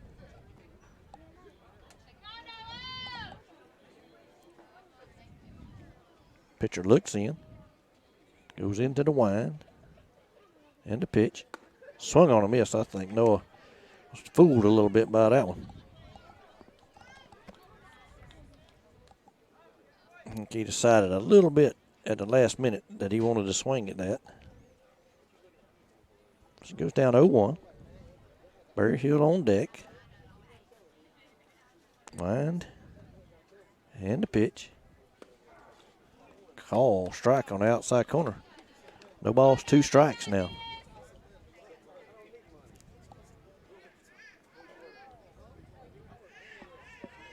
Outfield playing kind of straight away now. 0-2 pitch. Here it is. Curveball. Call for a ball on the outside corner. Noah might have got away with one there. He's been given a strike earlier. 1 ball, 2 strikes. Here's the pitch. Another big curveball. 2-2. Don't think he read that one very well out of the pitcher's hand. He flinched a little bit. 2-2 pitch now. Pitcher in the wind. Another curveball. Stays up high. Runs to count full. 3 balls, 2 strikes. I think Noah's wanting a fastball, and he's getting frustrated with this pitcher. He's talking to himself up there. Full count. Pitcher goes into the wind. Fastball, ground ball out towards second. Second baseman up with it. He can't hang on to it. He tries to throw it. Then Noah tripped over the bag and tumbled down in there. Not sure what happened there, but I'm not sure either. His foot did hit the top of the bag, and then after he went past it, then he went like. Yeah, well, as long as he didn't hurt that ankle again. Well, he went to rolling. Now to plate number 25, Will Berryhill. That'll bring Will Berryhill to the plate with Jackson Cook on deck. Second baseman has had a multitude of issues out there this afternoon. That's a couple of ground balls that he's made errors on. He had one that he recovered. Berryhill. Oh, what a ground ball off his leg. Foul. Official calls it now at the plate. I wasn't sure he was going to even call that. But Will foul that one down into his right leg. Let's see. Maybe his left leg.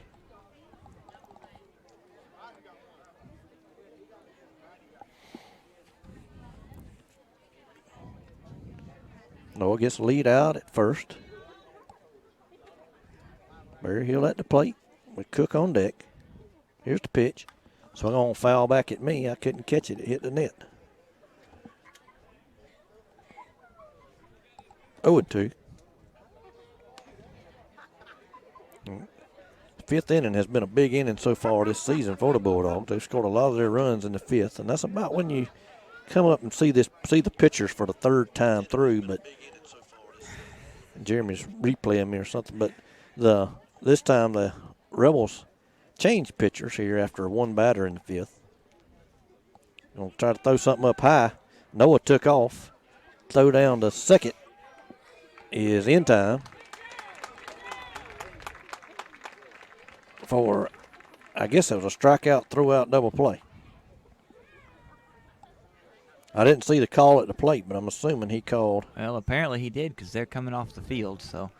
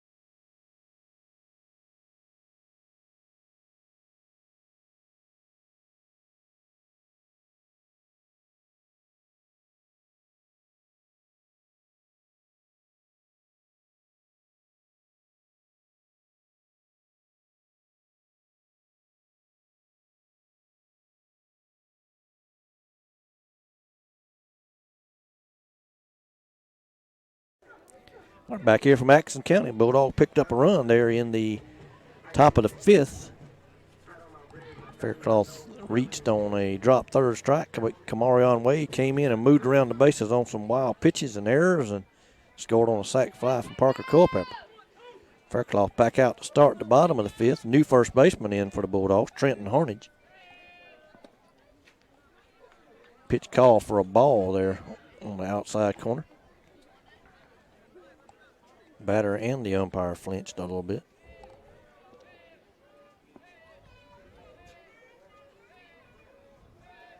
One-0 pitch, Faircloth in the wind. Down low, 2-0. And I believe this is the number 8 hole hitter. Parker going to go out and talk to his pitcher.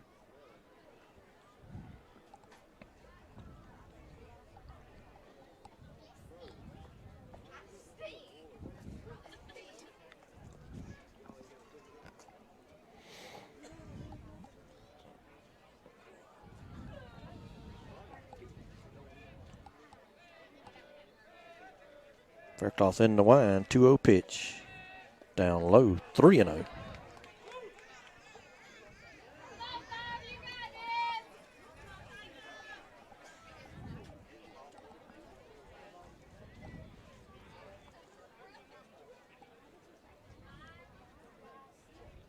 Three balls, no strikes. Here's the pitch. Call for a strike. I believe he done that to start the last inning, didn't he, Jeremy? Throw 3 straight balls and then throw 2 strikes and then I think so. swing and a miss, strike 2. Full count.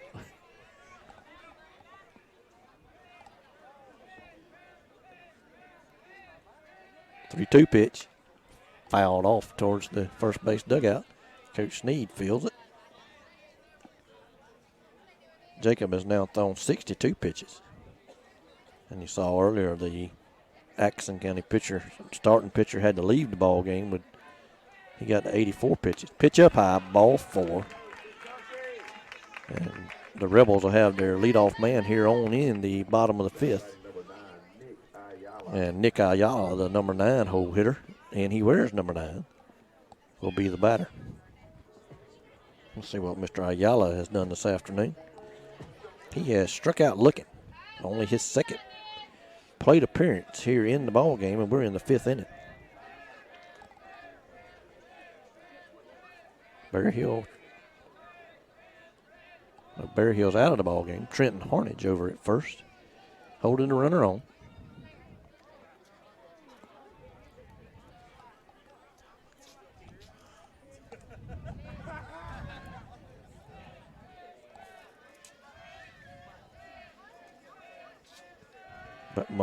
They're going to bunt. I seen his hand move up the barrel.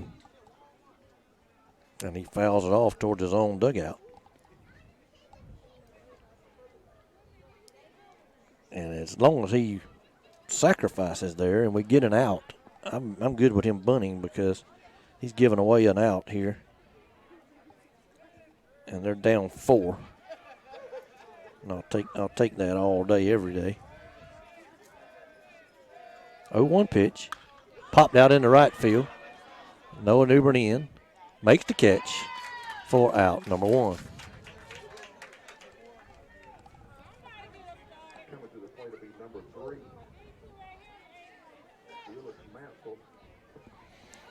So that's going to bring up the leadoff hitter for the Rebels, Mansell, number 3, the catcher. See what he's done so far. He struck out swinging and walked. Walked his last time up. Double play would be nice here. Hot shot at one of these middle infielders. Swing and a miss. We'll go back to the first inning. I remember Faircloth throwing 3 pretty good fastballs right by Mansell. 0-1 pitch. Faircloth looks over at first, checks the runner. Comes set. Just a pitch. Call, strike 2 on the inside corner. 0-2.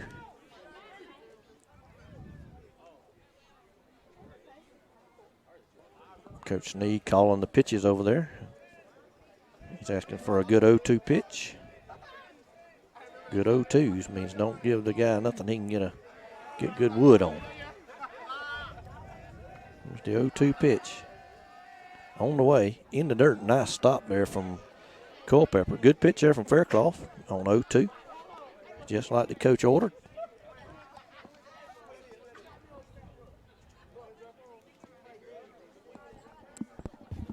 I'm about to knock my hat off.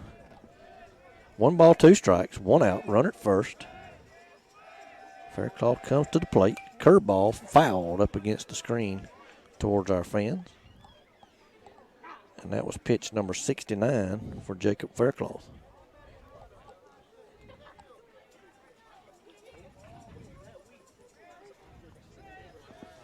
Javante Williams waiting on deck for the Rebels.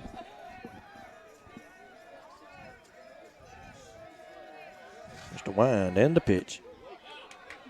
I don't know where that pitch was. The umpire obviously felt sorry for that young man. Jacob Faircloth painted the outside corner. He put a new black stripe on that outside corner. 2 balls, 2 strikes, 1 out. Here's the pitch. Swung on foul back off of the block facade here.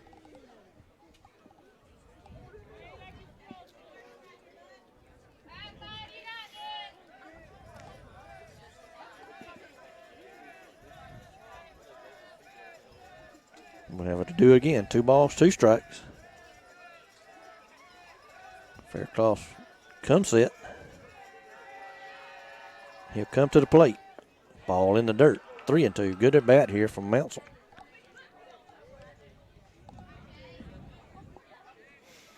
Don't want to put another man on. Not with Williams on deck. You would like for this to be the last time you see these guys right here.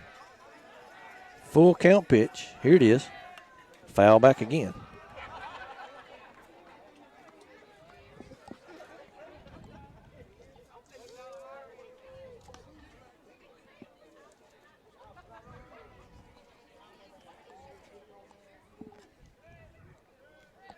Full count, 1 out in the inning. Runner on first. Mounsell spoiled a couple of nice 2-2 and 3-2 pitches. Faircloth throws over to first this time. Runner back in there.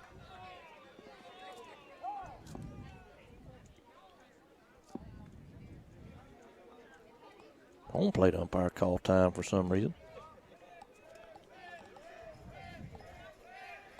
Another payoff pitch here.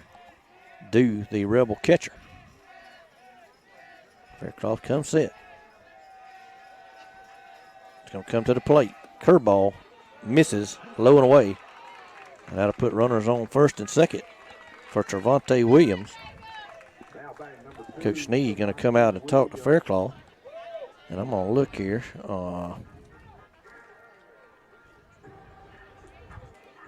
Williams, so far tonight, has the only single of the ball game for the Atkinson County Rebels.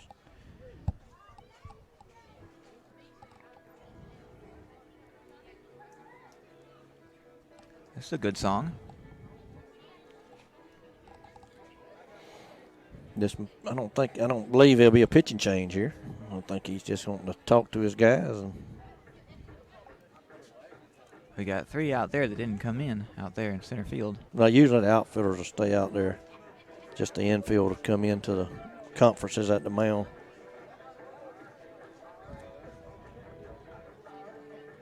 Jeremy, I'm going to have to put my sweater on in between innings here.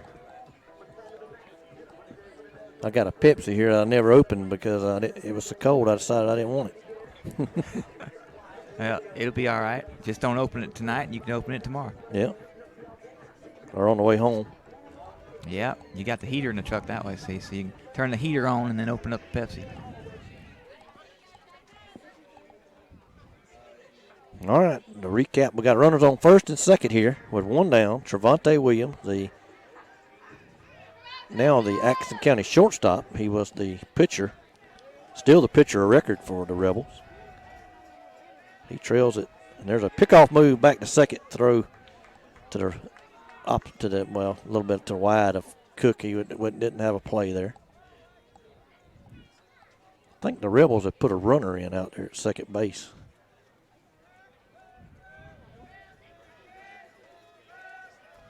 Faircloth looking in for a sign. Come set. There's a pitch, low and away, ball one. And if he's missed, that's where he's missed at, has been low and away.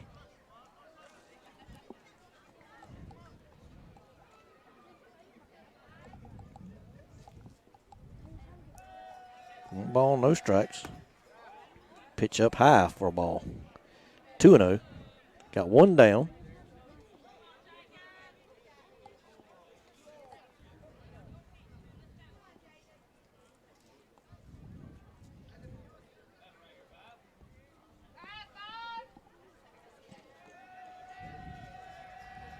Here's the pitch.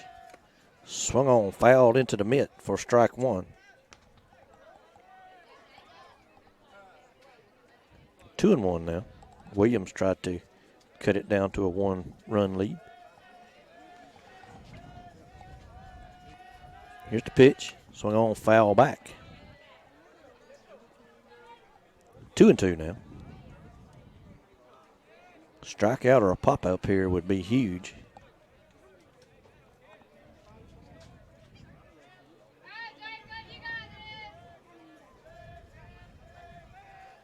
Two-two pitch. About to be made. There it is. Swung on, grounded, foul down past third. No harm in that.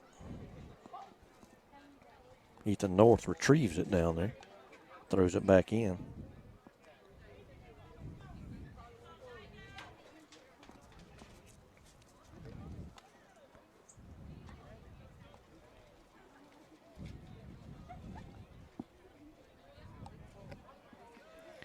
We'll have another 2-2 pitch. Faircroft looks in, gets it signed. Comes set. Looks back at the runner. Comes to the plate. Swung on line out in the left field for a base hit. North up with it. He's going to throw it to the plate, and they halt the runner. North come up gunning, and but the Rebels will have the bases loaded now. Williams collects his second hit of the ball game. Number 7, Levin's the batter. So far in tonight's game, he has grounded out to short and hit a line drive and reached on an error by Grant Spikes on a funky hit ball there that Grant couldn't quite hold on to.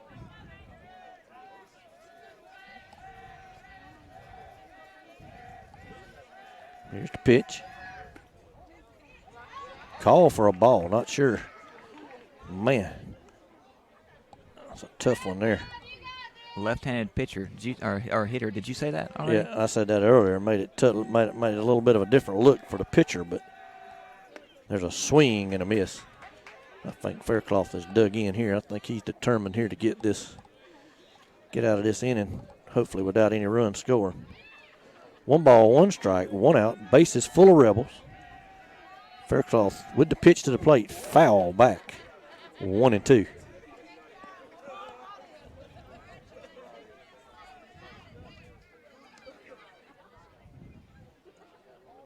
Right now, Dogs lead 4-0. We're here in the bottom of the 5th inning.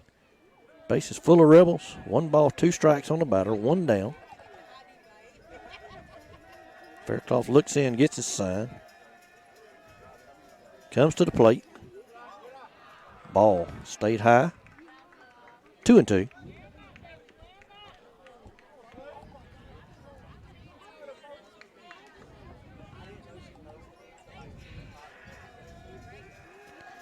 Two-two pitch about to be made. Here it is. Curveball fouled down the third base side. The Rebel coach unable to corral it. That's pitch number 85 for Jacob. Not sure here, Phil. I believe the rule is if you go to 86, you can finish a batter. That's a for sure fact. You can finish a batter. But if you go over 86, I think you have to sit out 3 days.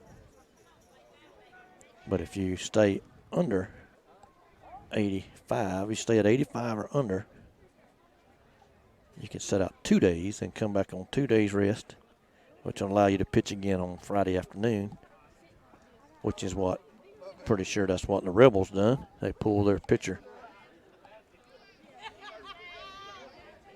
So Faircloth can finish this batter and still be eligible for Friday, but if he goes to the next batter, he would not be eligible for Friday if my rule ball on the outside runs it full again.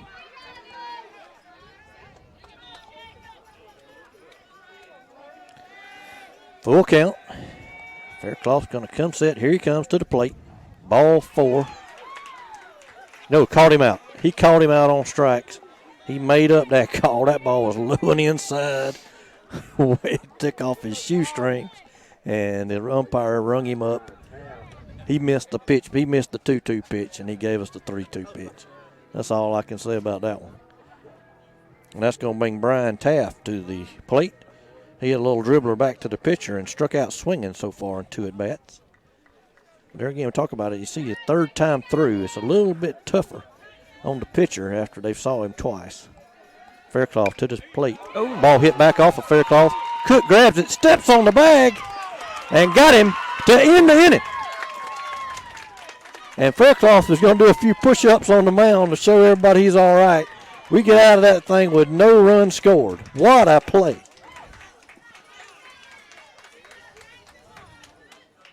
Still 4-0 then. 4-0. We'll go to the top of the 6th. Faircloth and Son Electric is your local family electrician. They offer residential, industrial, and commercial electrical services. From preventative maintenance to a whole house wiring setup, they do it all. Give them a call today for all of your electrical needs at 229-356-2892. That's 229-356-2892. 229-356-2892. 229-356-2892.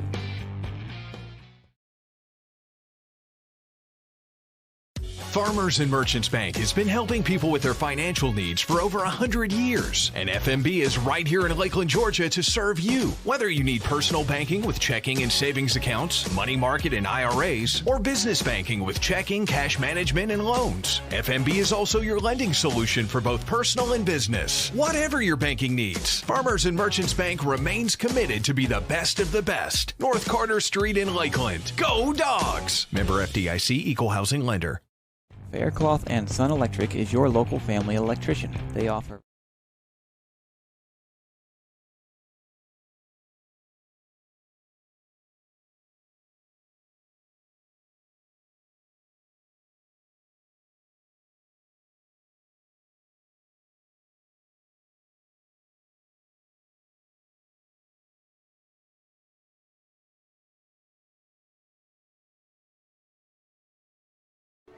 All right, back here in Pearson, Georgia, Bulldogs 4, Rebels 0.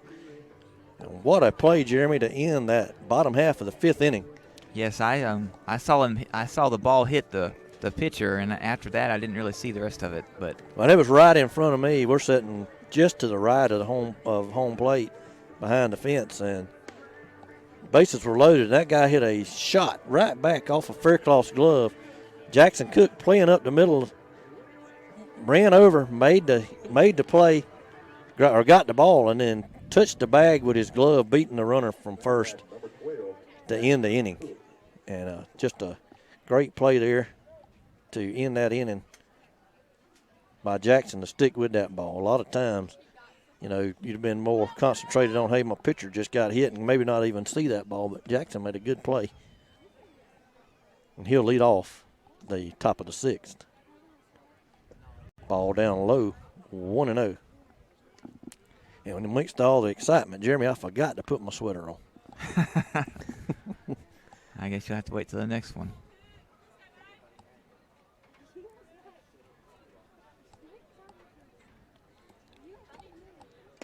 Swing and a miss as Cook swung through a fastball.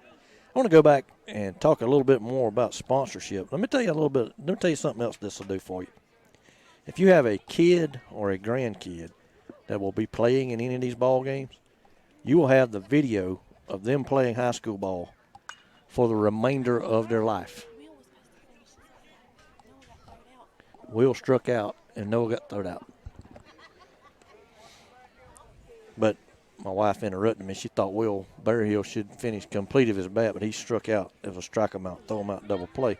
But back to what I was saying is you'll have that video for forever because Jeremy he archives them and they can be played on the YouTube channel right on and right on, and I'm sure he could send you links if you ask for it. And that's just a bonus feature that you have of if you do a sponsorship. Jackson hits another fly ball out in the right center field. Center fielder over makes the catch. 4 out, number 1.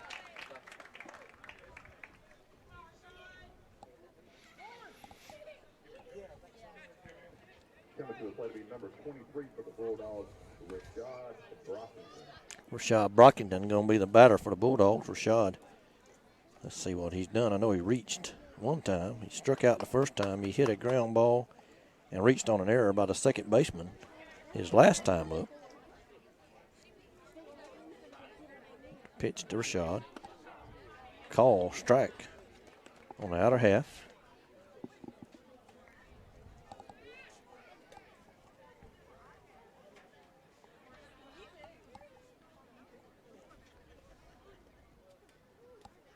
Oh, 1 pitch in the dirt, gets past the catcher. Ball 1, 1-1. Again, Ethan North on deck. Then back to the top of the order. Should somebody reach? Like to see these guys both get on at the same time.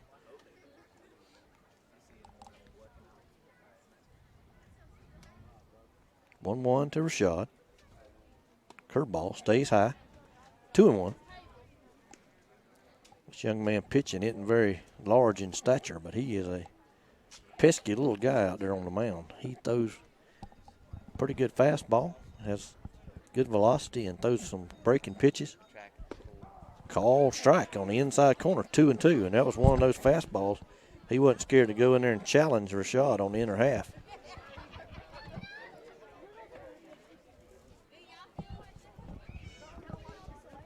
Two balls, 2 strikes.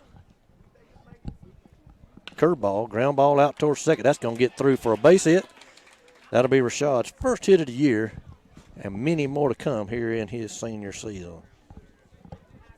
Now batting number 13, Ethan North.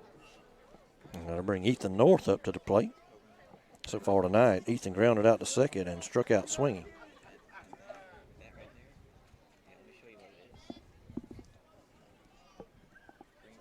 Rashad with a lead over at first. Could see him take off here. Grant Spikes will be out on deck here in a minute. North tried to bunt, couldn't get it down on a high fastball. Fouled it back off of the catcher. The catcher shaking his hand on this cold South Georgia evening. Sure that ball didn't feel good off of his knuckles there. And a good opportunity for Rashad to run with a catcher's hand. It's cool out here. And he's done got hit on the knuckle, feeling it a little bit. May not have good feeling in that hand and can't get a grip on it. It's a fast runner down at first.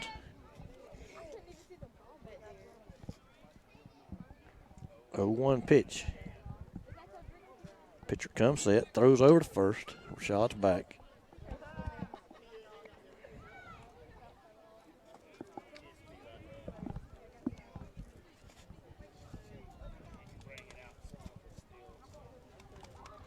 Rashad's gone. Pitches outside for a ball. He stole that standing up. Rashad just took off. He could have, if Ethan puts a ground ball in play, Rashad would have rounded third. Atco coach goes out to talk to his pitcher. Pitcher meets him halfway. So what you doing out here, coach? Assistant coach for Atco, one going to make the mound visit. Ethan went down and talked to Coach Sneed there. North at the plate. Spikes on deck. Rashad Brockington with a big insurance run out at second base. He could score. That would take away any chance of a grand slam tying it. Good, like to see North get a base hit here, his first hit of the year and drive in a run. Here's the pitch. Call for a strike.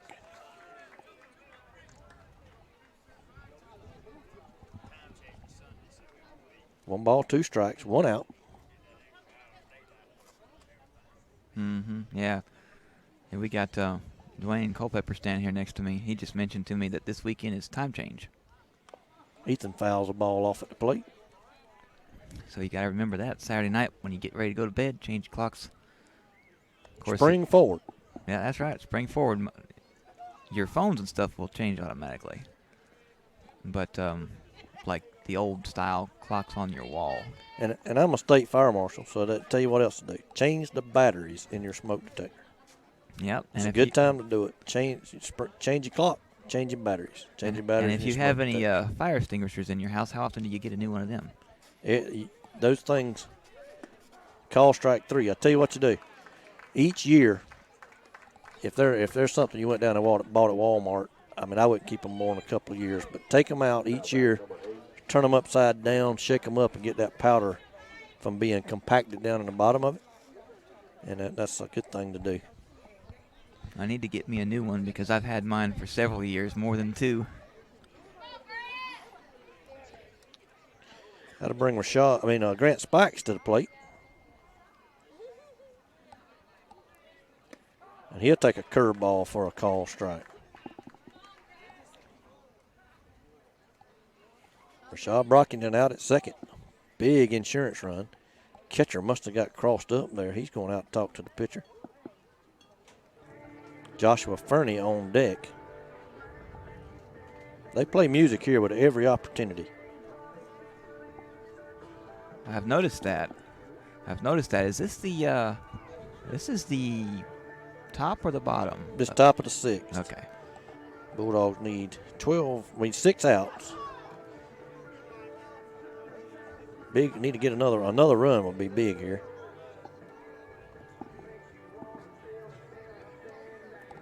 Grant squared up a couple of balls here tonight.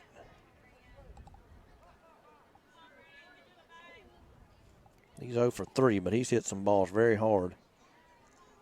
Maybe he hit another one here and find a hole with it. Rashad moving off second. Pitch to the plate.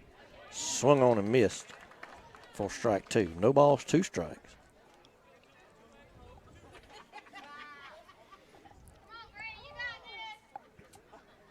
Another inning that the Bulldogs have had a base runner. Got to start driving some of these guys home and put these games away here. 0-2 pitch. Here it is. Grounded out towards third. Third baseman bobbled it. He picks it up, throws it to first, and the first baseman dug it out for out number 3. So we'll go to the bottom of the 6th. Still 4-0. Good guys.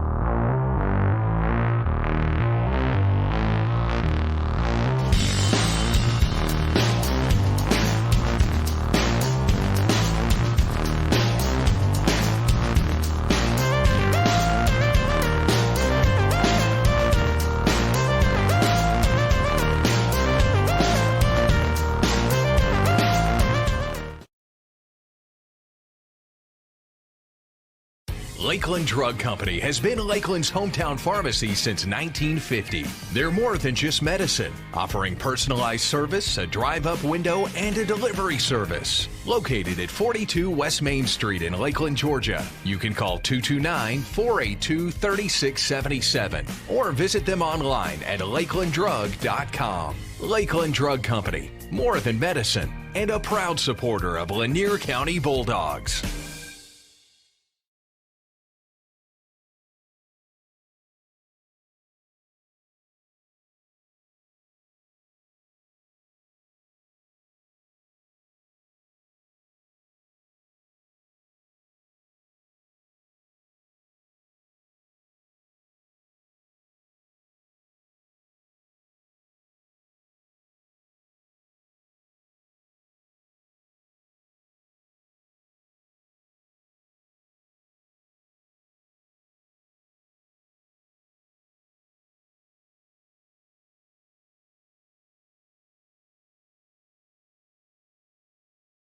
All right, back here from Atkinson County. We go to the bottom of the 6th. Bulldogs 4, Rebels none. Rebels made some noise in the last inning, was unable to push a run across. Bulldogs have had runners all evening. Faircloth back out there for the 6th. He's probably going to go the distance or the 110 pitches, whichever one comes first. Pitch called a ball on the inside. So this means that he won't be able to play Friday, or won't be able to pitch Friday? Won't be able to pitch Friday, which is okay as long as we want to win this ball game. Ground ball out to Grant. He picks it up, throws over to first. Harnage hangs on to it for out number 1. Now to bring up number 6, Javier Martinez. He popped out to second and was hit by a pitch.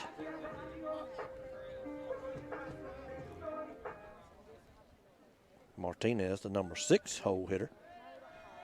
Pitch to him. Ball inside. He wasn't so sure. He looked back at the home plate umpire. 1-0 pitch. Swung on and missed. Getting late here. Bulldogs leading 4-0. Every out is a big out. Swing and a miss. 1 ball, 2 strikes now.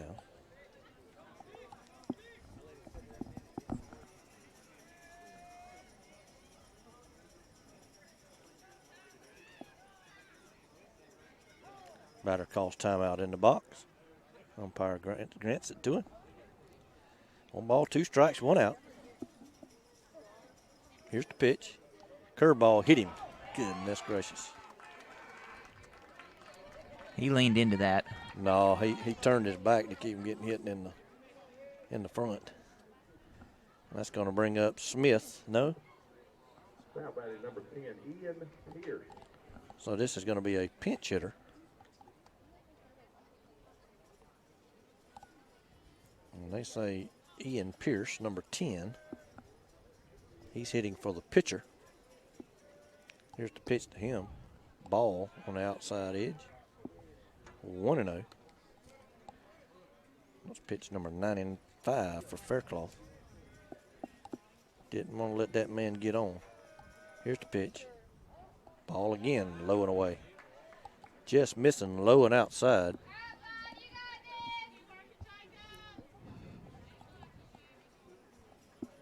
Two balls, no strikes. Runner down at first. Throw over. He gets back in there. Trenton kept the tag on him.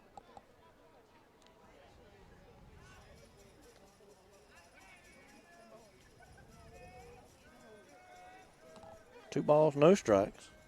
Faircloth comes set. He'll come to the plate. Down low again. Ball 3.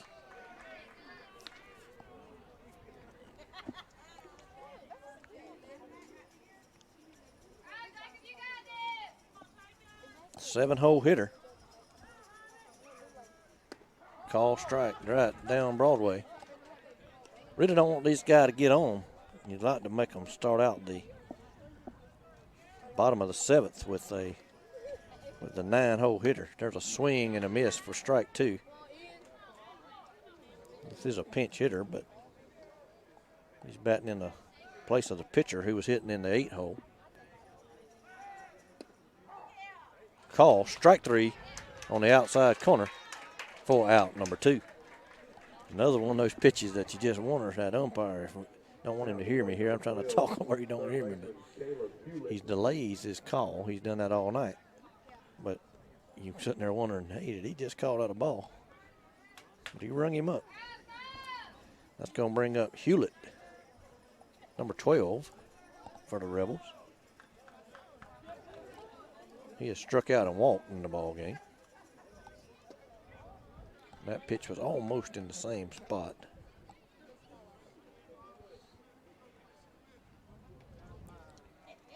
One ball, no strikes, 2 down, runner down at first. Here's the pitch. He called out on the ball. That one looked pretty good to me. That one was right at the belt. I sat there and waited a second to see if he Going to throw his arm up. 2-0. Here's the pitch. Hit him. That's 2 hit batters in the inning.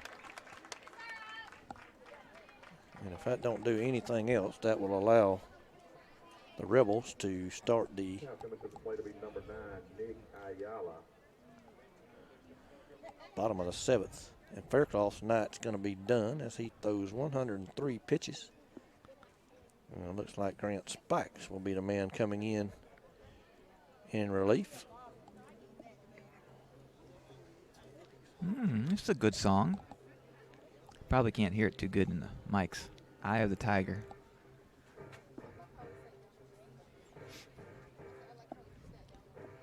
How many pitches are they going to throw? Maybe 15 or so? 7 or 8. We can take a break here and get our sponsor some more love.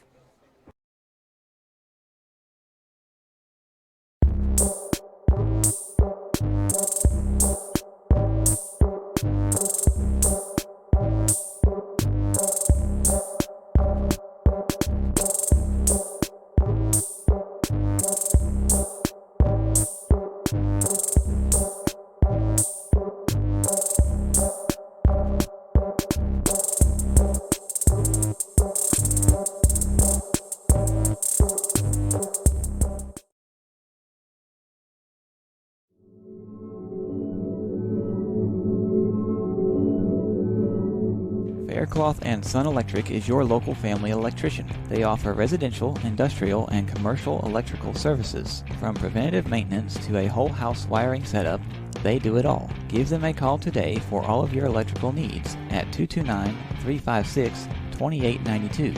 That's 229-356-2892. 229-356-2892. 229-356-2892.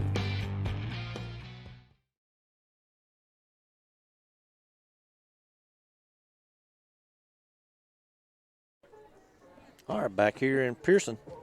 Dogs lead 4-0. Rebels with runners on first and second. 2 hit batters. Grant Spikes is going to come in relief of Jacob Faircloth. Got 2 away here in the inning. Number 9 hitter due up for the Rebels. Need Spikes to come in and throw strikes and hopefully throw strikes and get this guy to hit a ground ball somewhere and get us out of this inning and move on to the 7th.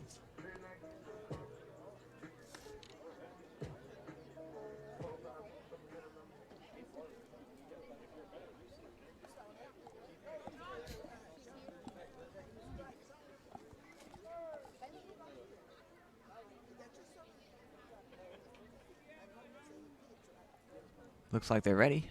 All right. Everybody goes back to their respective places. Faircloth now out at shortstop for the Bulldogs.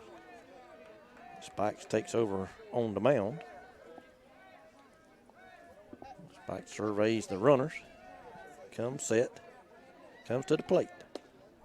Ball down low. 1-0. Good velocity there on that fastball from Spikes. Just got to pick it up a little bit.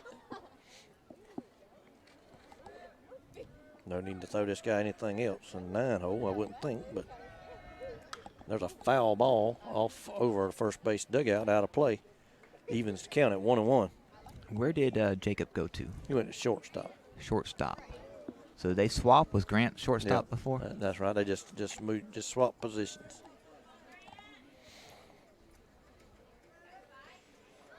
One pitch.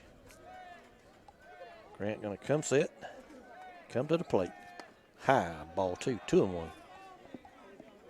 Don't want Grant to fall in love with the runners out there. Just come to the plate and eat up this man that's the 9-hole hitter and get us out of the inning and into the 7th. The pitch. Swing and a miss, strike 2. Good fastball there from Spikes. Had a lot of mustard on that one. One more right there in the same spot would be absolutely beautiful. 2-2 pitch. Here it is. Right down Broadway. Call. Strike 3. And Grant will get us out of the inning without anybody scoring. We'll go to the 7th inning. Bulldogs still lead 4-0.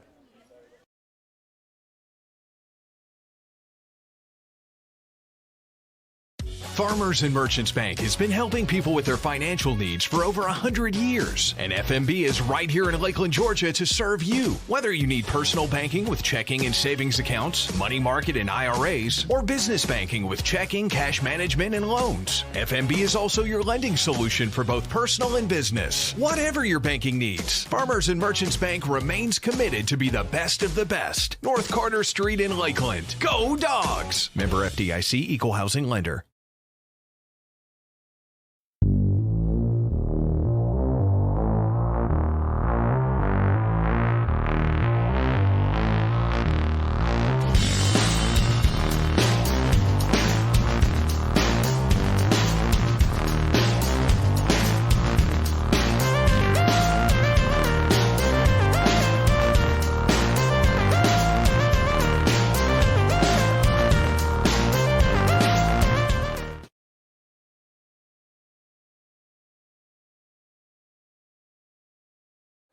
All right, back here in Pearson, Georgia.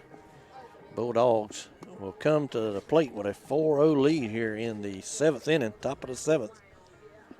Can't see past the umpire. I guess the pitcher re-entered.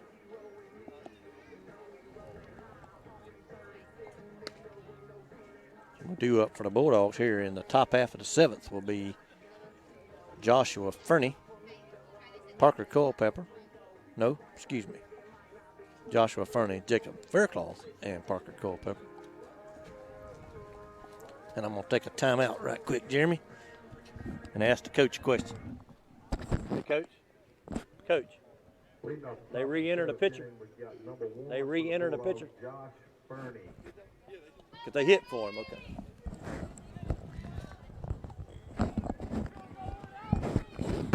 Pulling double duty, so keeping the score.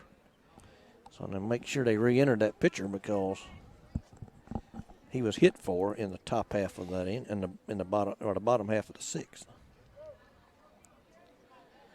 Josh Fernie steps up to the plate. He has so far 0 for 2 with a walk. And the first pitch to him is way high for a ball, all the way back to the screen. Get my microphone and everything reset. Take my headset off to talk to the coach. You got your little string there hanging over.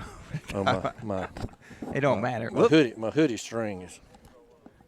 What did I do? Pull the You pulled it off. It's over to your left somewhere. But as long as we get it once you're done, it's all right. Well, that's black and my shirt's black. And I found it, but we'll put it back on later. Just throw it right there. I missed that pitch. What was that? I missed it too. They didn't put nothing on there. Maybe they didn't throw a pitch. I usually have to watch the umpire. He throwed up something there and I didn't see it. He got a huge moth or butterfly or something. 2-0. 3-0. I see. Oh, okay. Now 3 now. Okay. Yep. Yeah, I see that moth out there. Butterfly or something. It's in the camera too. Just hope that don't fly in front of Fernie about the time the pitch gets to the plate. 3-0 pitch. Fernie way ahead here. Ball 4. And another base runner for the Bulldogs. And we need to do this. Get him on, get him over, and get him in. We've got him on.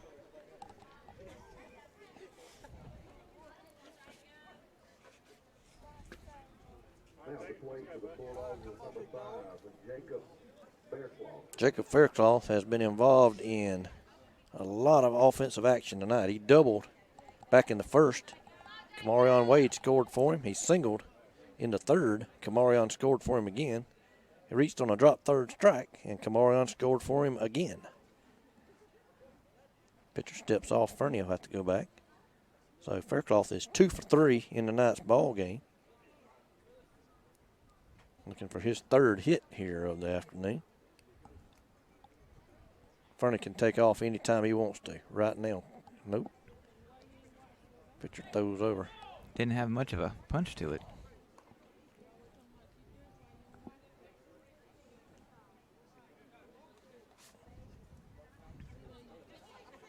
Pitcher's going to try to throw a strike here after throw out a hit and run here, and man, it could be off to the races for Joshua Fernie. Catcher's getting up in his stance. He knows Fernie's gone. Pitch inside. Fernie didn't go. Ball one. That's 5 in a row. Coach Sneed points out to Jacob. And the beauty of that is, if we can get this pitcher out of the game, we'll get an opportunity to see another one, which gives you an advantage for Friday afternoon.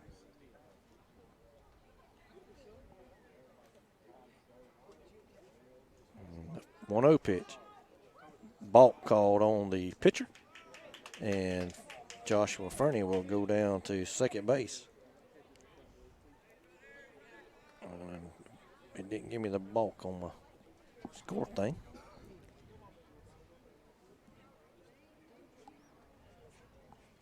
So 1 ball and no strikes. Fernie now down at second.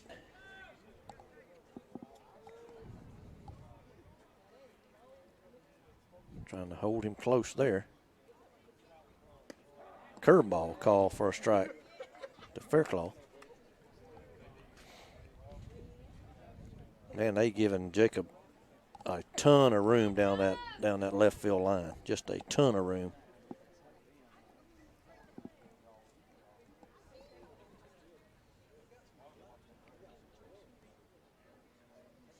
One pitch. Inside. Ball 2. 2-1. Parker Culpepper waiting on deck. He's driven in 2 of these runs, I believe, tonight with sacrifice flies. Well, one on a line drive hit and 1 on a sac fly.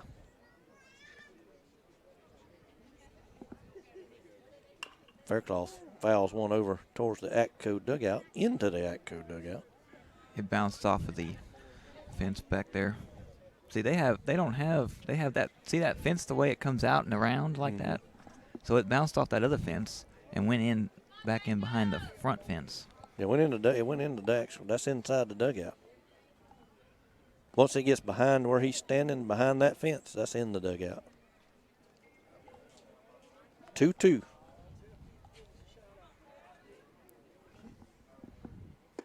Curveball misses away. Full count. Chad Wilford standing behind me said he'd like to have a shout out, so we'll give him a shout out. Chad Wilford and the folks down on Lloyd Curry Road, down there near Chris School Road, at Outlaw 122 Hunting Club, proud sponsors of the Bulldogs. Best concession stand man in South Georgia, Chad Wilford.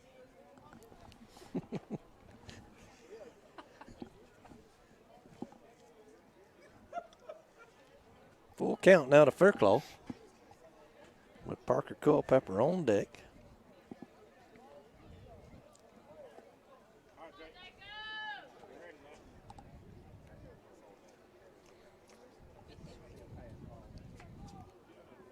Another curveball, foul back to the screen. Fairclough wasted, spoiled that one.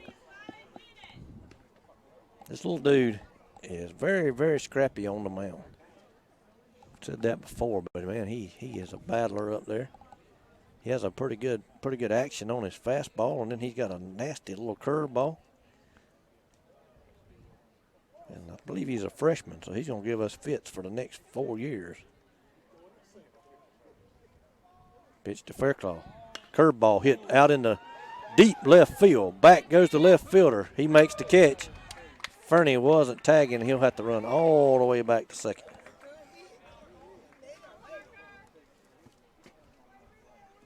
Fairclough gave that one a ride, but the left fielder had him played almost just a little perfectly. bit more behind that, and it went over that fence because he was right at the fence when he caught it. He was. He had. See, they're playing him. They're playing everybody to hit the opposite field.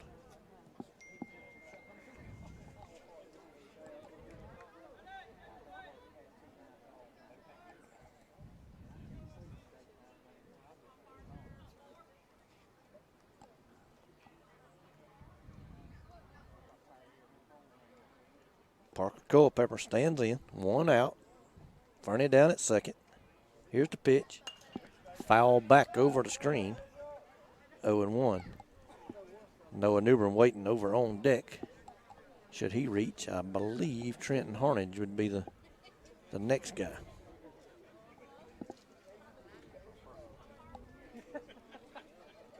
One out here. Things have slowed down drastically here in the top of the 7th. Pitcher comes set. Comes to the plate. Swing and a miss. Strike 2. No balls, 2 strikes. Don't need a home run. All we need is a base hit here. Look at Parker again. He singled on a line drive. Sack fly and sack fly. So he has 3 RBIs. He's 1 for 1.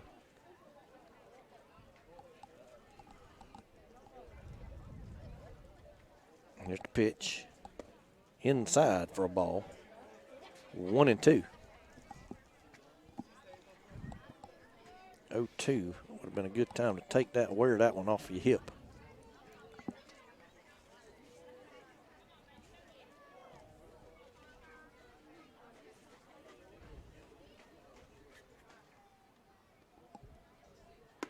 Curveball stayed high. 2-2. 2 balls, 2 strikes, 1 out. Fernie's still down at second.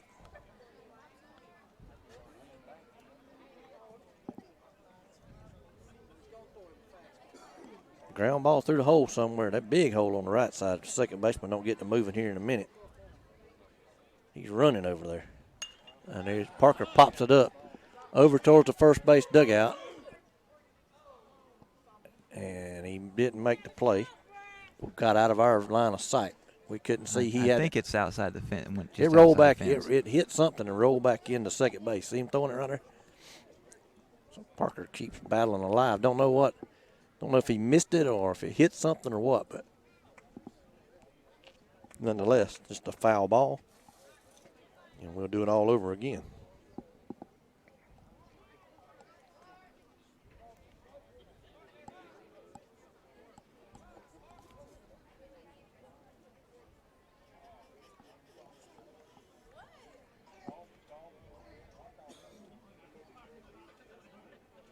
Two-two pitch about to be made. Here it is. Stayed up high.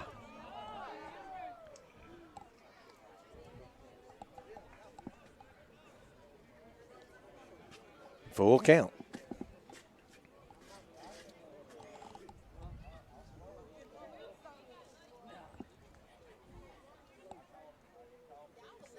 Pitcher likes what he sees from the catcher. Comes set. To the plate. Fernie took off, and Parker fouled it back off of the catcher's head and up against the screen.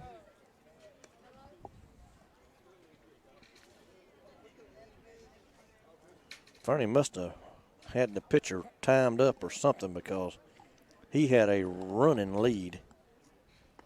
He would have scored standing up if Parker hits a ground ball to the right side.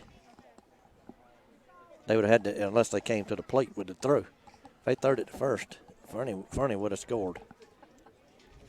There's a big hole there between first and second, all the way to the fence.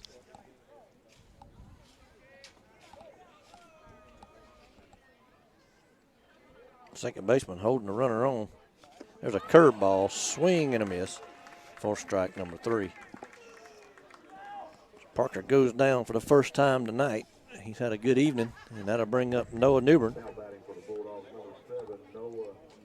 Noah walked his first time up, singled through the middle for a RBI his second time up, and reached on an error his last time.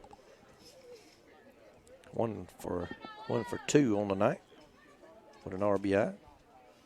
Wanted to pick Fernie up out there at second base. Line drive single somewhere here. Here's the pitch. Swung on, fouled. Back to the screen. I think he might have hit that ball on the top, and he ain't happy that he missed it.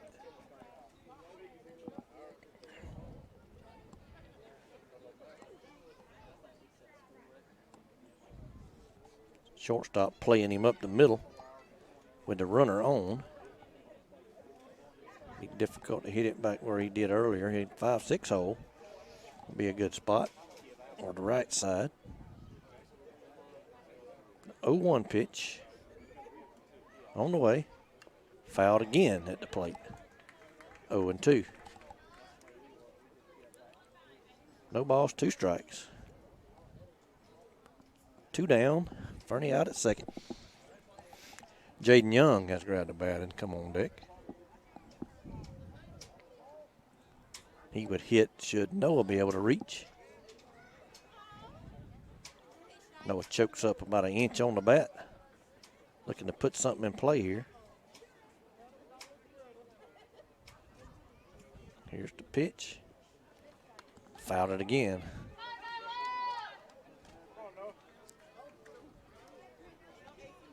Stays 0-2.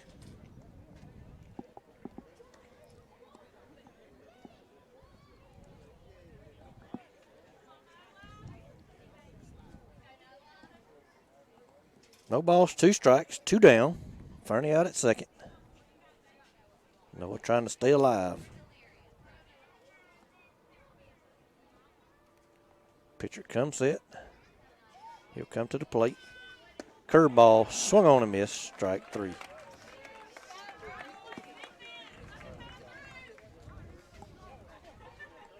We'll go to the bottom of the 7th, 4-0 Dogs.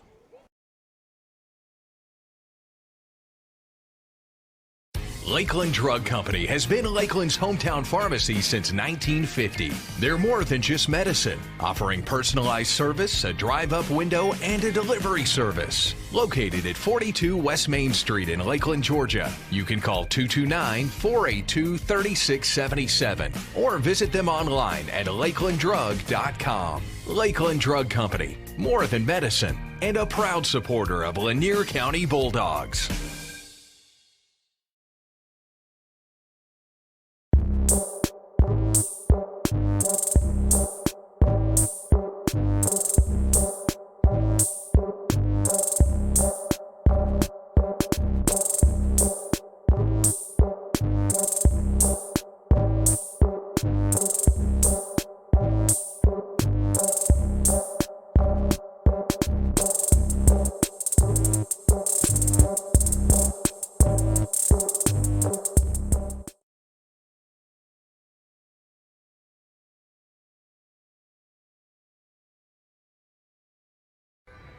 All right, back here for the bottom of the 7th. Dogs lead it 4-0. They need 3 outs to earn region win number 2.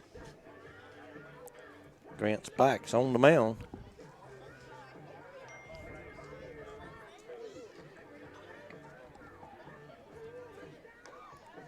Set the defense for you. Spikes on the mound. Parker Culpepper behind the plate. Joshua Fernie down at short. Jacob Fairclough now your shortstop. Jackson Cook out at second. Will Berryhill back in the ball game at first. Out in right field, Noah Newbern. Center field, Rashad Brockington. Left field, Ethan North.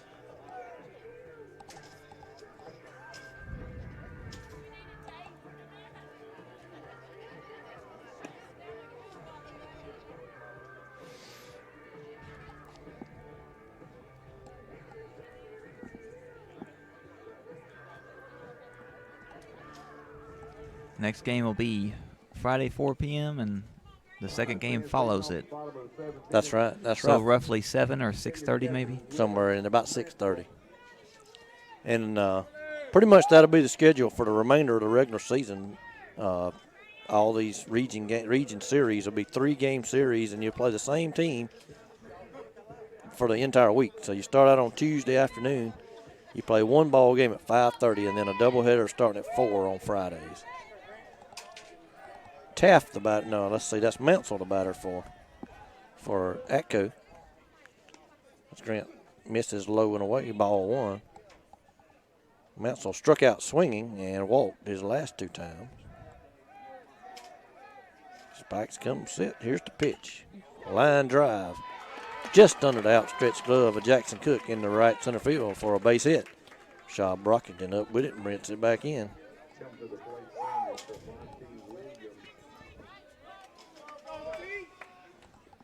Now to bring up Trevante Williams. And one good thing about this is the 2 guys that are hitting, the one that just got on and this guy,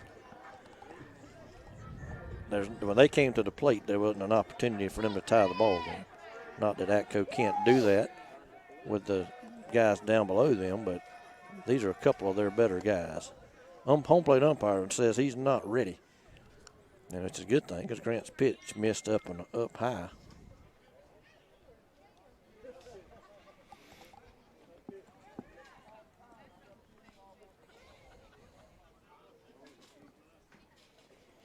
Atco's coach upset that he didn't get a ball called there. But the umpire clearly was calling time. Had not put the ball back into play. Now he does. So runner on first, nobody out. Here's the pitch, down low, ball one.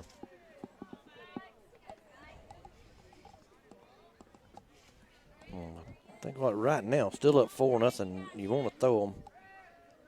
Put them something in there they can hit. Maybe they hit it right at somebody.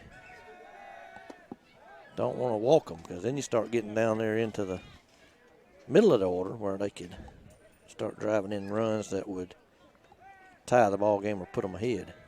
Base runners is what they need right now. Down 4-0. 2-0 pitch. Line foul, loud strike down the left field line. 2 balls, 1 strike. Williams with 2 base hits here in the ball game. I think that's 2 of their 4 hits in the game.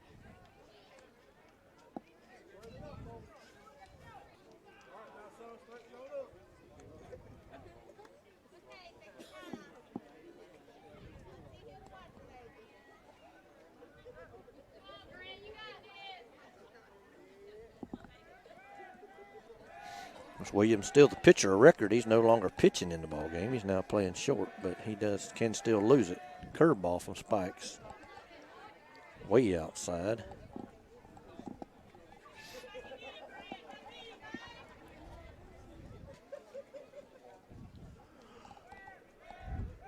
Three balls, 1 strike. Runner on first. Here's the pitch. Hit foul off over the first base dugout. Full count, 3 balls, 2 There's that strikes. butterfly again, or moth or whatever, right over here on the right side.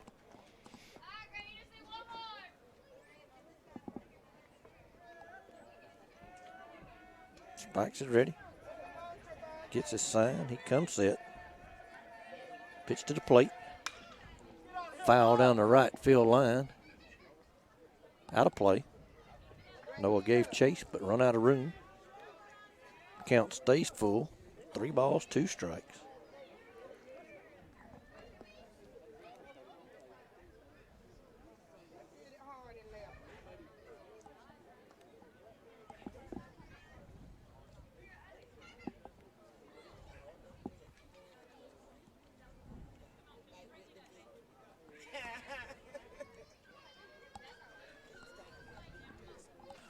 Another 3-2 pitch about to be made.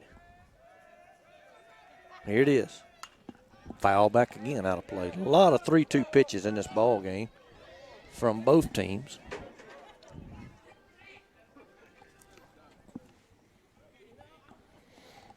Tons of 3-2 pitches.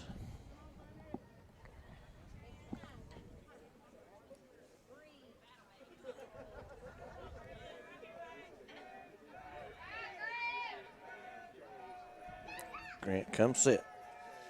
Here it is. Down low, ball 4. Got to put 2 on. Still nobody out. And that's going to bring up Levens. He grounded out to short. You know, line drive and reached on the air at short and struck out looking. We'll take another ground ball or line drive to the right at the shortstop. Or a strikeout will be fine. All of his at-bats come against Faircloth. He went 3-0 a couple of times, this guy did, and wound up losing the battle. Call, strike, fastball at the belt. Grant gets ahead. 2 on, nobody out. Dogs leading 4-0. As long as another base runner don't get on, we're in good shape. Fastball down low. 1-1.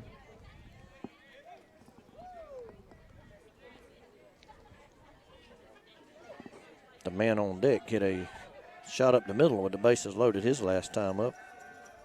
And there's a foul ball. Man, that would have killed that guy on deck.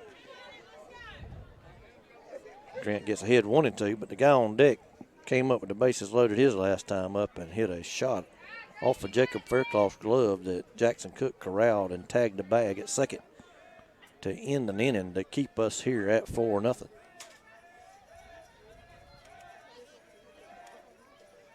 Grant gets his sign, comes to the plate, another foul. Count stays 1-2.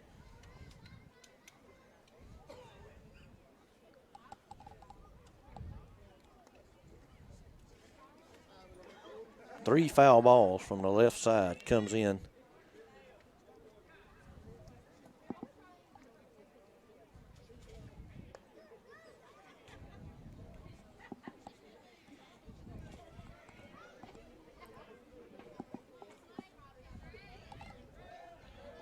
One ball, two strikes. Here's the pitch way up high. 2-2.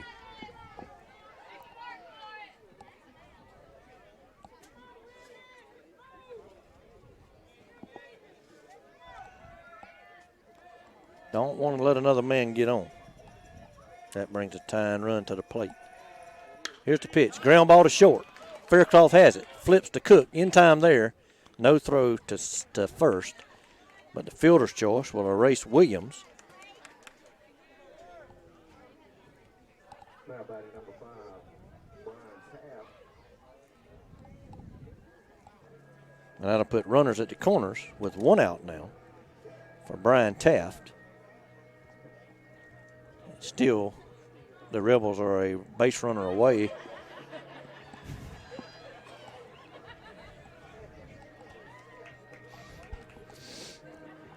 The Rebels still a home plate umpire was cleaning off the plate, and I think Parker about run him over there. That's what the crowd's laughing about. Yeah, it was in the camera, the whole thing.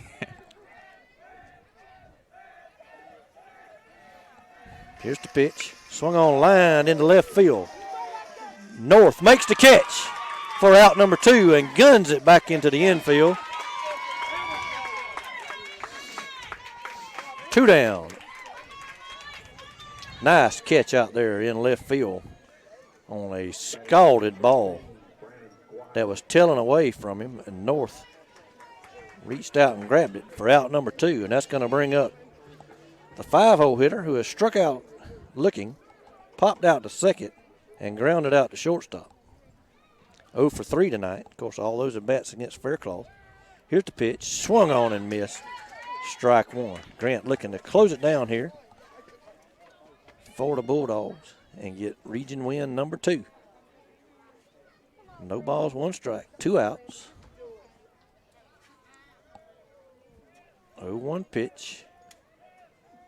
Down low. Bounces up there. Parker. Going to give a shout out to Parker there. Parker has done a great job here early on in this season.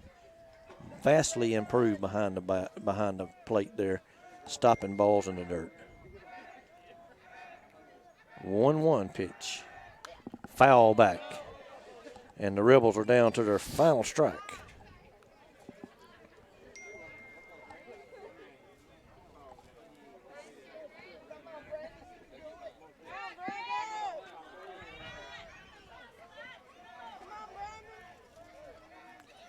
One ball, 2 strikes, 2 outs.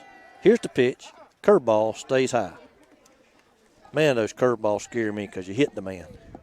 They're just so. I've seen 3 of them, 2 of them tonight hit these 2 runners here. Can't remember if they were hit by curveballs, but 2 runners last inning rather was hit by pitches. Here's the pitch. Popped up. They're going to get out of play, and we'll have to do it one more time at least.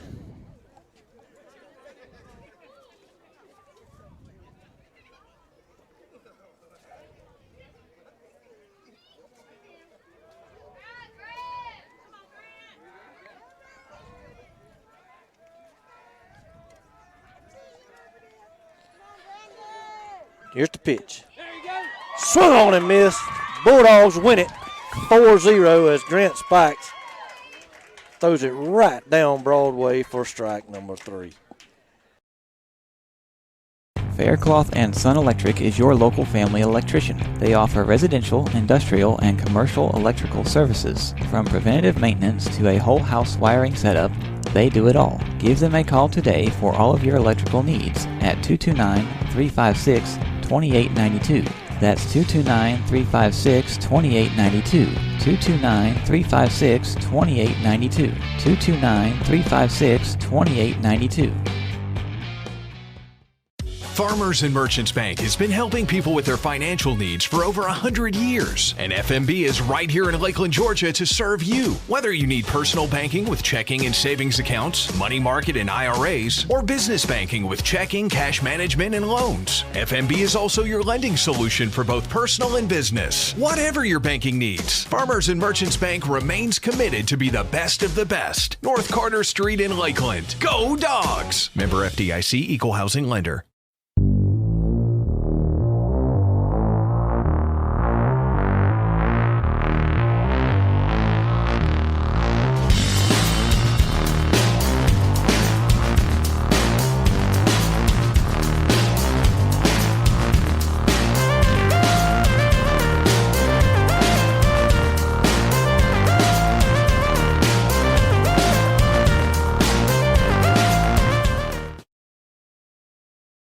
Lakeland Drug Company has been Lakeland's hometown pharmacy since 1950. They're more than just medicine, offering personalized service, a drive-up window, and a delivery service. Located at 42 West Main Street in Lakeland, Georgia. You can call 229-482-3677 or visit them online at lakelanddrug.com. Lakeland Drug Company, more than medicine, and a proud supporter of Lanier County Bulldogs.